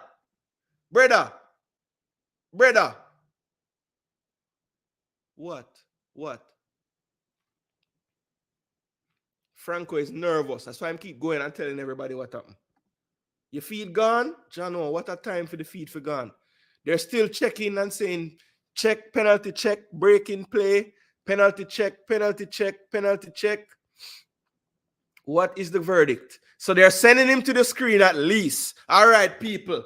Come on, people. Drop it in the comment section. Is that a penalty or not? I think it's a penalty. Hector goes to clip it around the man. Naturally, the man put up his hand as a, instinct thing. And it hit him hand first, then hit him head. Referee, do the right thing.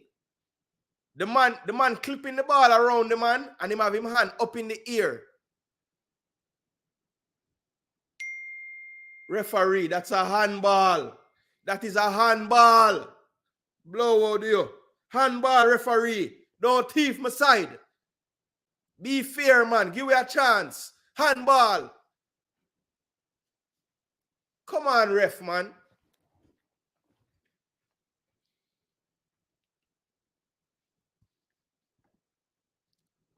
Jano, wanna lose the feed? CVM doing CVM things again. Referee, you cannot give our yellow, our handball, and don't give this handball. What is natural about that man hand there? Please tell me. Referee, if you don't call this, I swear. FS1 good man. Are the people in our CV have trouble?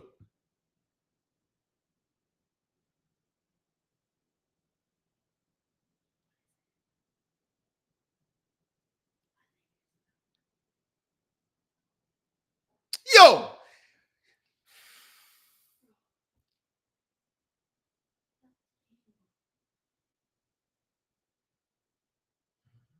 Anybody who have the volume up and heard that explanation, can you please type it in the comment section, please?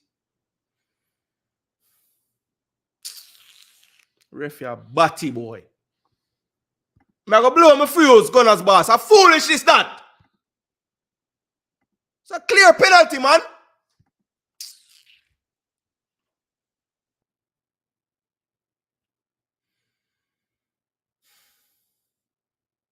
Jeez, I'm Dexter. What that?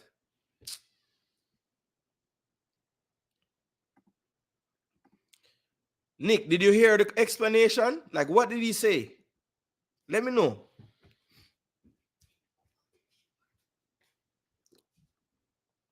So, I would love to hear the ref explanation.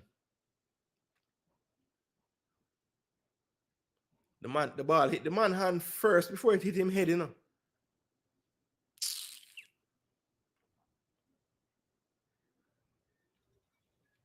Casey, get the flick on that, no?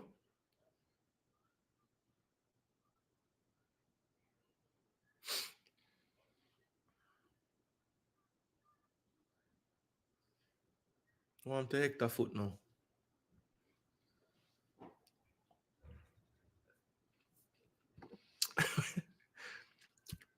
So the ref talked to him and the mic wasn't on. Boy, that sound like this ref. Him fool.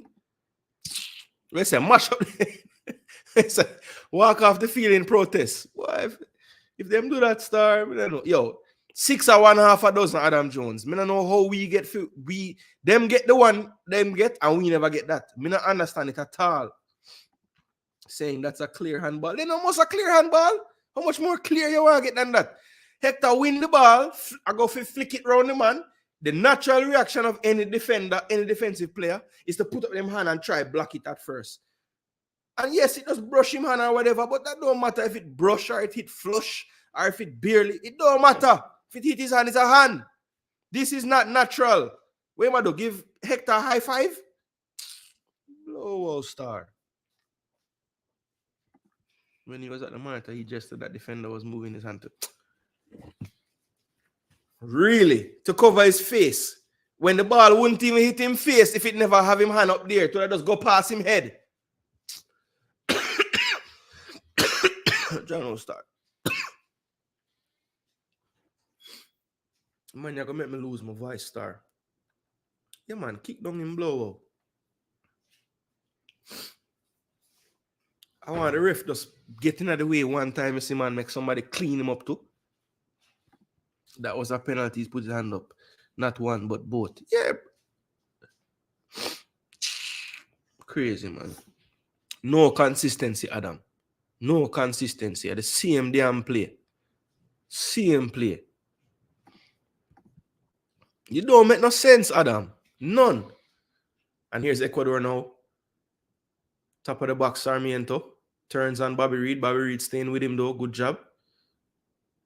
And he does foolishness eventually. Call the foul, the ref! Good chop, Bobby. And that's our ball, too.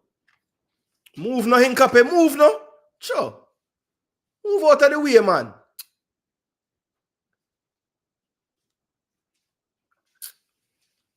Good flick, Shamar. Jeez. All right, Casey.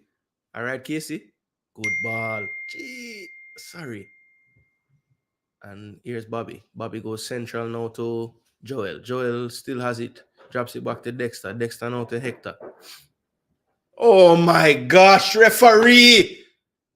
And he gives Latibodera a yellow card for what?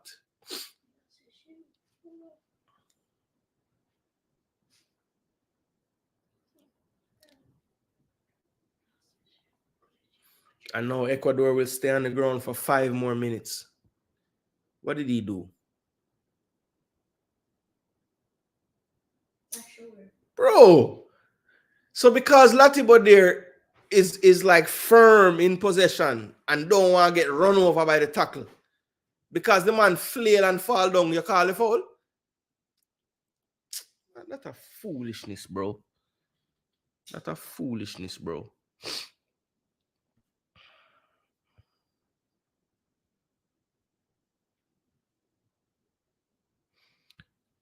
Adam Jones, me tell people, you know, from when the second half did I go on, you know, I'm going to see how the man I make everything go and the temperature just arise and arise in the game. I know say the game will turn into this because Ecuador are some scoundrel, you know. Brother, stop showing the replay. Please stop showing the replay. Because I like my TV. I don't want to broke it.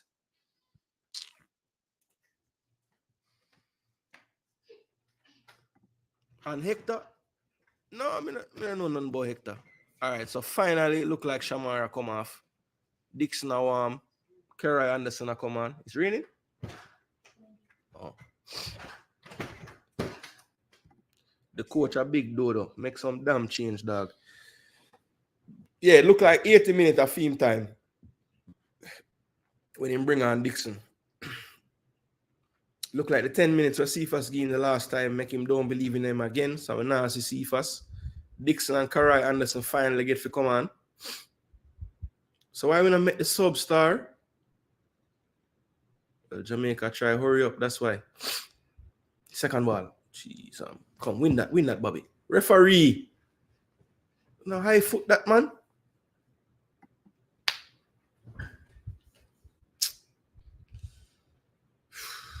Paez goes long diagonal now to Sarmiento. Dexter has to back up because Hincape is coming with the overlap. He does play it wide. Here's a good cross. Rodriguez swing and miss. Don't foul. Stay in, no? The ref stopped the sub. Ross. He's trying to protect face or not. Handball or handball. Absolutely. But now lie still, you know. The second half, Latibo show me a lot. Even in the midfield. Yes, the ball possession or whatever not the best. But believe me, the man are working a midfield. Putting in a big shift. So Kahim Dixon on and Joel Latibo off as well. I think that's probably due to like the temperature of the game. You don't want to see Joel get a red card, which I understand. So Karai comes into the midfield now, gets 7 minutes plus injury time. Joel, sit down. Joel, sit down, bro, before you get a yellow card again. All right, Casey Palmer now turns. Well, Damari Gray has been anonymous this half. I can barely see the man in the game. So it looks like Dixon has gone to the right side.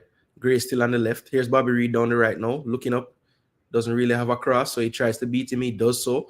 Goes back around Caicedo again. Good dribbling. He leaves it off at Dixon. Dixon now, tricky dribble. Ooh, he turns on Caicedo. Still has it. Goes in field, but wayward pass. Given away. But Ecuador give it right back to Jamaica. Here's Hector. Hector turns, looking wide. Looking wide, good through ball, breaks the line. Here's Bobby Reed to Anderson. Anderson to Bobby Reed. Back to Hector now. Back to Pinnock now, sorry. Here's Gray wide. He's getting double teamed. Trying to go. Good play from Gray. He gets the best of Preciado. Good cutback. Oh! And Lee will cut this one out. Well done. Jamaica should come back on the attack again. Here's Hector. He finds Anderson. Anderson to Pinnock. Pinnock looks wide. He sees Dexter but doesn't use him. He's just dribbling forward for now. And he plays it in the space to Dexter. Well done. He's in space. Get a good cross now. Lord have mercy, Dexter, man. Missed the first, man. Joe.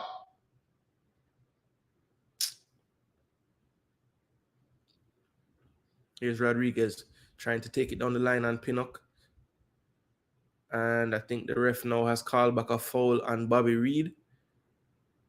I believe Sarmiento was running through and was tripped up. And of course, Sarmiento is down like somebody shot him in the stomach.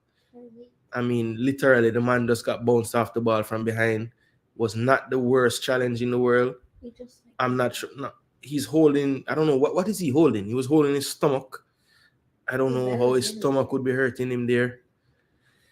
86 minutes of play. It's going to be a free kick about 35 yards out on the left-hand side, both in line with the edge of the 18-yard box. Paez looking to swing it into that danger area beside the last line of defense and the goalkeeper. Let's see what's going on now. 876J. Jamaica is the first team eliminated, sadly.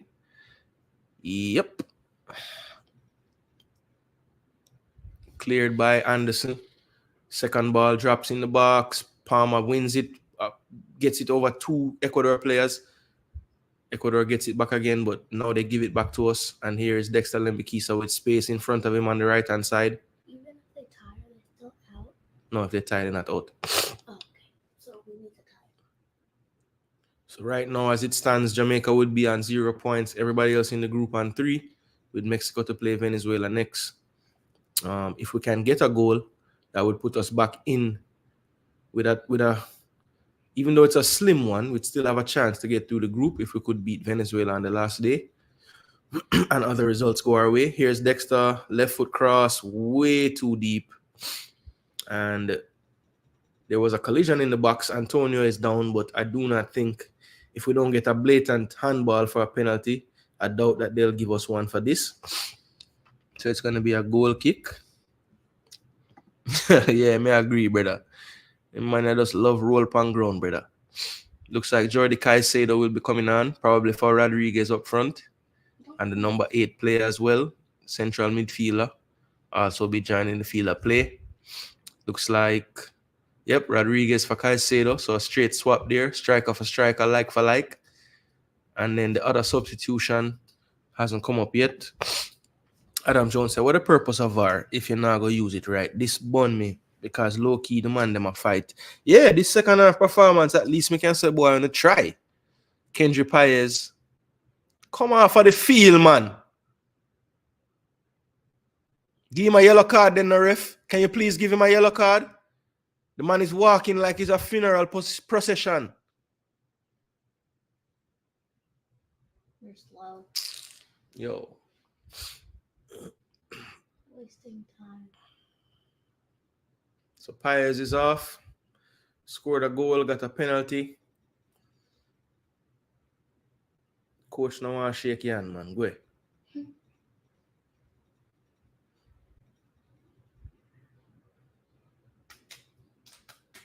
So 2 minutes plus injury time left. Based on all the VAR checks and everything that happened, we need at least a 6 minutes of injury time here. And if it's less than that, them teeth. So it's a elbow to him neck back. Yeah, I think them could have pulled out a gun and shot him and them still wouldn't give you a penalty. Pinnock getting done for pace here, but he gets a touch on it and it's going to be a corner kick for Ecuador. Minute and a half left plus injury time. Ref them pick and choose when to rush the players off. You see it? Cephas coming on now. But Cephas are coming on now. Their thing must be captured. Man, no could have come on. Oh, Cephas is on. Damn, when did he come on? Is it just me or Cephas look like him need to lose some weight? Man, belly look big star. Yeah, I don't know. Oh, that's a very good corner, you know. Antonio in his own box. Bro. Kicks it off of the Ecuadorian player. It will be a throw-in. Ecuador.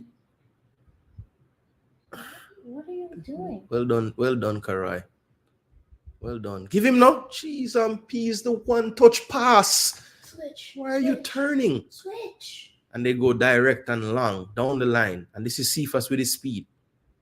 Don't foul. And that's off his foot. Well done. Good pressure there from Cephas. Wins us a throw-in. Dexter off. Cephas on. Okay, so Dexter came off. So basically we're going to that right wing option. And here's Pinnock now with a long throw. Haven't seen many of these in the second half. We saw a bunch of them in the first. Here's Ethan Pinnock. Come on, guys. Get on the first ball now, man. Flick it on and score now, man. Here's the long throw. And it is one first ball by Caicedo. Jordi, that is, of Ecuador. And it will be a corner kick. 6 minutes of injury time. I figured it would be 6 at least. I would have loved to see 7 or 8, but I'll take the 6. So we have basically 6 more minutes to find this equalizer, people. It's a corner. Greg Lee, let's whip it in. That's deep. Hector on the back post, flicks it back into the middle. Cephas wins the second ball, but it's then cleared. And both Jamaican players leave it to each other. No one gets it. Dixon is the only one with the energy to run back. He sells himself and his dives. He's down missed. There's a 2-on-1. And that's a brilliant finish there from Alan Minda. Took that goal brilliantly. Kaheem Dixon ran back but sold himself there. I don't think he should have tried to win that challenge. Can't kill him. He's not a defender, but yeah, once he sold himself there on the half line, it was always all she wrote. Bobby Reed had a choice to make. Do I stop the ball and give him the easy pass to the other guy, or do I trust that Wade can make the finish or the save? And Minda just did really well there with that finish. Good composure. Yeah, I think Pinnock is telling Kaheem now, stay on your feet. Stay on your feet. Give us time to get back. You know, so there it goes, people. There it goes, people. That's the game. It's 3-1 to Ecuador. I don't see us scoring 2 in this injury time. So that will be another tough one to swallow for the Jamaicans. Should have gotten a penalty. Miscommunication there to start out this counter. And then, you know, he can't sell himself there. I mean, he just can't. You have to stand him up, at least run with him. You cannot go down there so easily and try to win that ball with no cover behind you. And then Bobby Reed couldn't do much. Anderson trying to get back, but he's already out of the play. And just a good finish. Started it outside the post and kissed it off the far post into the goal for a 3-1 lead to Ecuador. And it's over. We link up play and an attacker to dribble at defenders. Mason Greenwood would help for sure. Absolutely. Yeah. I mean, I guess the only argument I would have of the Reggae Boyz today is we only played 1.5 of football today. We did not play in the first half at all. And, you know, you can't spot a good team so much. This is going to be a corner. I must commend Sarmiento today for his work rate. This man make more tackle and everything than a lot of people. Here's Cephas beats one. He's on his left. Good strike, but he's blocked by his teammate. Good tackle from Anderson. And of course, the referee is going to call a foul on us and give Anderson a yellow card as well. Jeez and peas. I feel like the ref is teaming with Ecuador. Yo, this referee wife from Ecuador or something. He's the one that... Both of them challenged for that ball the exact same way. And because the man from the other team spin around and scream out, him call foul and give our man a card. Karai Anderson is asking, what did he even do?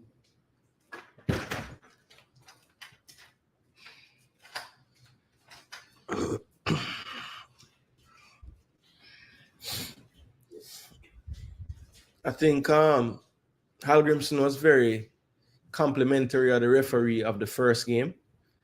I would be shocked if he has anything good to say about the ref in this one. Sarmiento put in a rotted shift though. Man hustle. Man work hard on the left side there. Man, I tell no lie. And that's the difference in the level of fitness with our players and theirs. I mean, Sarmiento run out him tripe and just now was tackling in his own box a while ago again, making sure Cephas don't get across. Our attackers do that 2 times and then bust for the rest of the game. Now they're just like subbing a whole bunch because they can waste. The squad is capable. Put me in the camp of the coach is not. Yeah, the coach, I don't know. Damari with a good turn. How do you fall? Yeah, so but Damari, the problem is, you know, when you fall down, you have to hold your leg and scream and spin around, and the whole of your teammate, they have to run to the ref and cuss. That's the only way you get fouls in Copa America. You have to be theatric and go on like you get thumped down, shot down with a gunshot, And that's the only way they call a foul.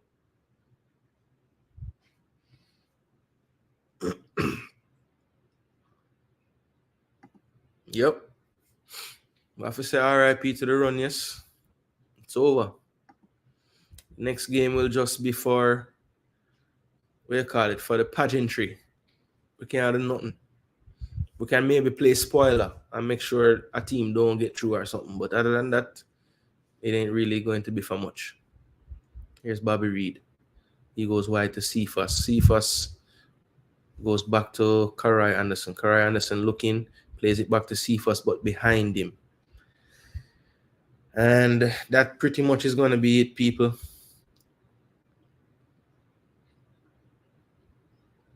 So a 3-1 loss from Jamaica. Referee, you're a batty man. 3-1 loss to Jamaica, people. Drop some super chat here, man. Let me know how you feel about the referee. I tell you, we need to take a class on the South American thing. The coach did nothing wrong. He was just there preparing for the World Cup. Sarcastically speaking. Wasteman performance from the ref, I agree. We did fight hard in the second half. I think the first half we didn't. But the second half we definitely did.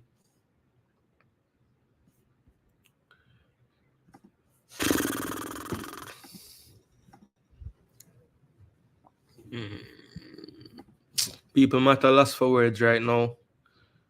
Not really. Gunner's boss, yeah, use back the man them words over Ryan Show. Or that they must say. That they must say over Ryan Show. That RIP to the Copa. To the Copa run. First half was poor, but second half we improved. Yeah, I believe so. Maestro said we got robbed. Yeah, Maestro, we definitely were robbed of a penalty for sure. I think Hallgrimson was a bit more upbeat after the last game. But this game, he looks a bit different after it's finished now. And Jordi Caicedo got Mikel Antonio's jersey, probably the one that most players on the other team want. Pero Hincapié says good job to Antonio. They faced each other in the Europa League this past season.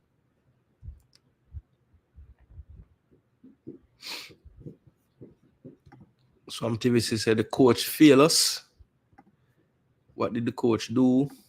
Still a 3-1 game. The penalty would only make it 3-2. But Gunner's boss, that 3-2 was a direct result of us pushing everybody up the field to get an equalizer. So if the score was 2-2, would they have that breakaway to make it 3-1? No. So that's why Gunner's boss, you have to look upon the context of the game. That breakaway wouldn't happen if the score is 2-2. Spin this on the coach being poor now. Some will say it. Coach failed us. If this is how we're going to play, we're not seeing any World Cup. In my opinion, the coach hasn't fielded the best 11 nor put players in their best positions. True. What words you talking, Fresh God? I'm not on there now. This is the worst handball call I have seen since 2024. Since this year. We can't field our best teams when all our best players aren't always available. No, I think he's talking about the players that we have in this Copa squad. He has yet to put the best 11 of them on the field at the same time.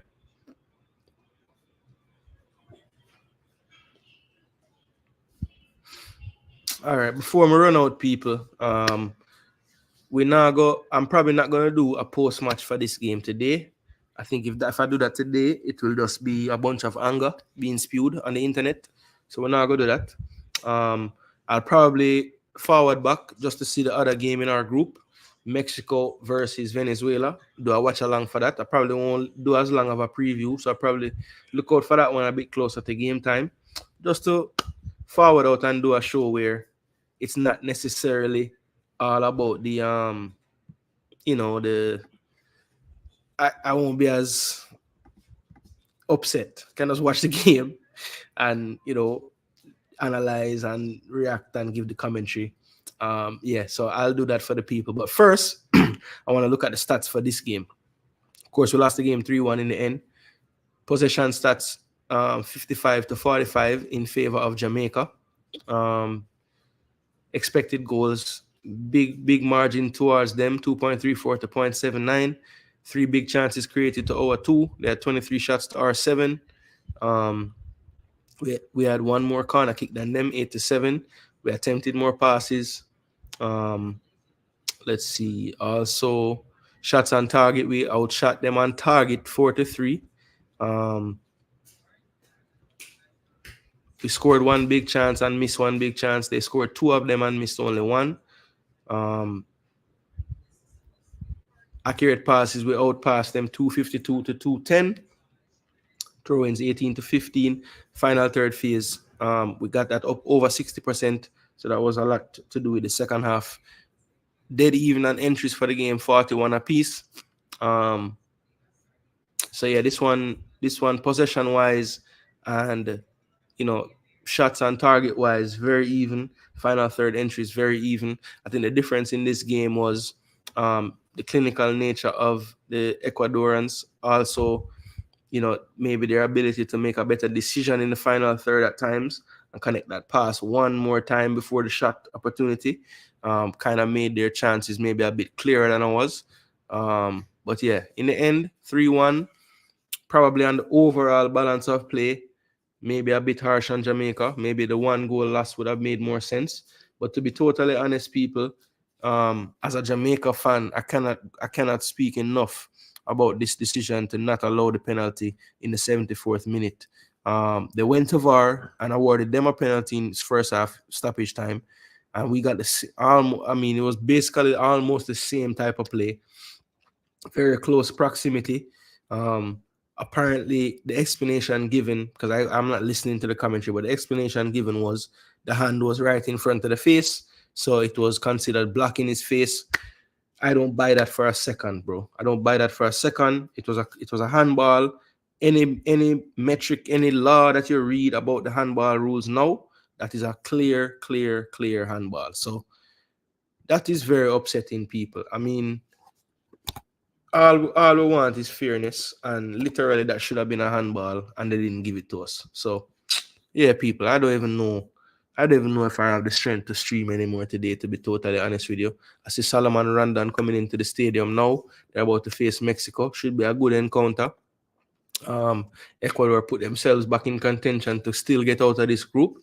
So we'll see how that goes for them. But yeah, if I can calm down people in the next 45 minutes or so, I will forward back with a stream, a live stream with the Reggae Boyz. I mean, not the Reggae Boyz, with Mexico and Venezuela. If you don't see me back tonight, just know, say, I couldn't calm down, people. Or let me know in the comments section. Would you rather see me forward back later to do like a post-match roundup, maybe do some player ratings and things of that nature, get some phone calls and things, or you just want me to do an next stream and just follow a next football match? Because I don't know if I'm even up to it. I have some time tomorrow during the day, so I could always do my post-match tomorrow. That will also give me some time to watch the game again and kind of, yeah, look, I'm going to do the post-match tomorrow, people. I don't want to do a post-match right now, and I'm too, yeah, my feelings going to skew everything. So don't look for a post match later tonight, people. I know everybody else in the world probably going to be doing post matches, so I can just watch all of those. And tomorrow at some point during the day, I'll make a thumbnail and I'll send it out, and we'll go live and we'll talk about this game today. So yeah, look out for the post match some point tomorrow, people. Probably during the daytime for me. So I'm not going to do a late night stream about the post match tonight. If I do another show today before it's over, it will be a live game with Venezuela and thing there. So Stefan Wright say yes, forward back, bro. All right, so Stefan, I'm not sure if you mean forward back for the match was about to come on, or you mean forward back for a thing.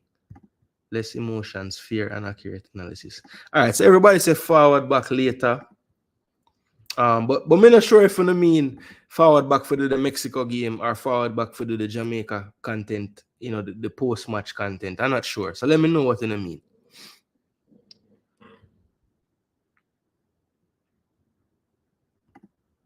Fuck, we always find a way to lose late in the game.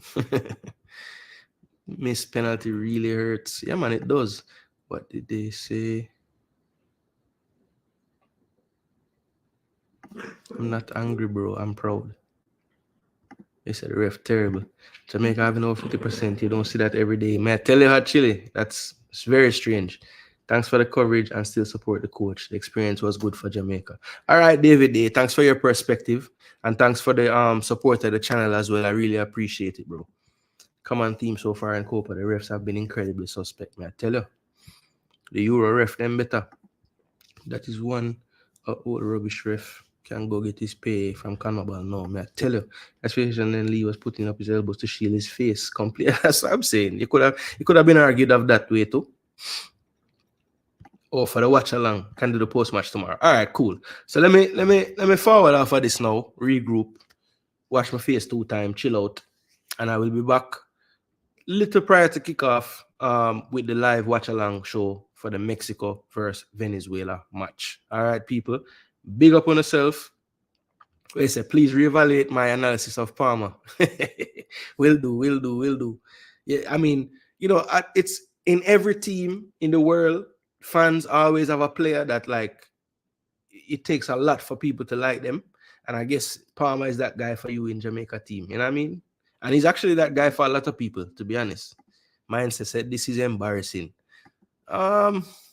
Look, I'm gonna relax. I'm gonna watch the game one more time before I do a post-match watch along. But I'm gonna take Stefan Rice's advice. I will be back in about I'd say about 40 minutes, maybe 10 minutes prior to kickoff, 5 minutes prior to kickoff, and we will do a live watch along of the other game in the group, Mexico versus Venezuela. We can have some fun in that one. See? So big up on yourself, people. I'll be back. Hard luck to the Reggae Boyz. I think if we could have played 2 halves of football, we might have had a better chance. We really only showed up for the second, in my opinion, and it just wasn't enough in the end. So big up, holding the head up, people. Obviously, we're out of the Copa America, but we're taking baby steps. We hadn't scored a goal. We finally got one today. Maybe next game we'll get our first points in the Copa America. So big up to all the people that joined the channel. Big up to all the people that subscribed today. I see I did gain some subscribers, so very, very thankful for that, people. Respect for that. And yeah, man, all the people when they drop super sticker, super chat, we are so very thankful for those as well. So big up on yourself, people, and until next time, Jason Gooner TV, and we're out of here, people. Blessings.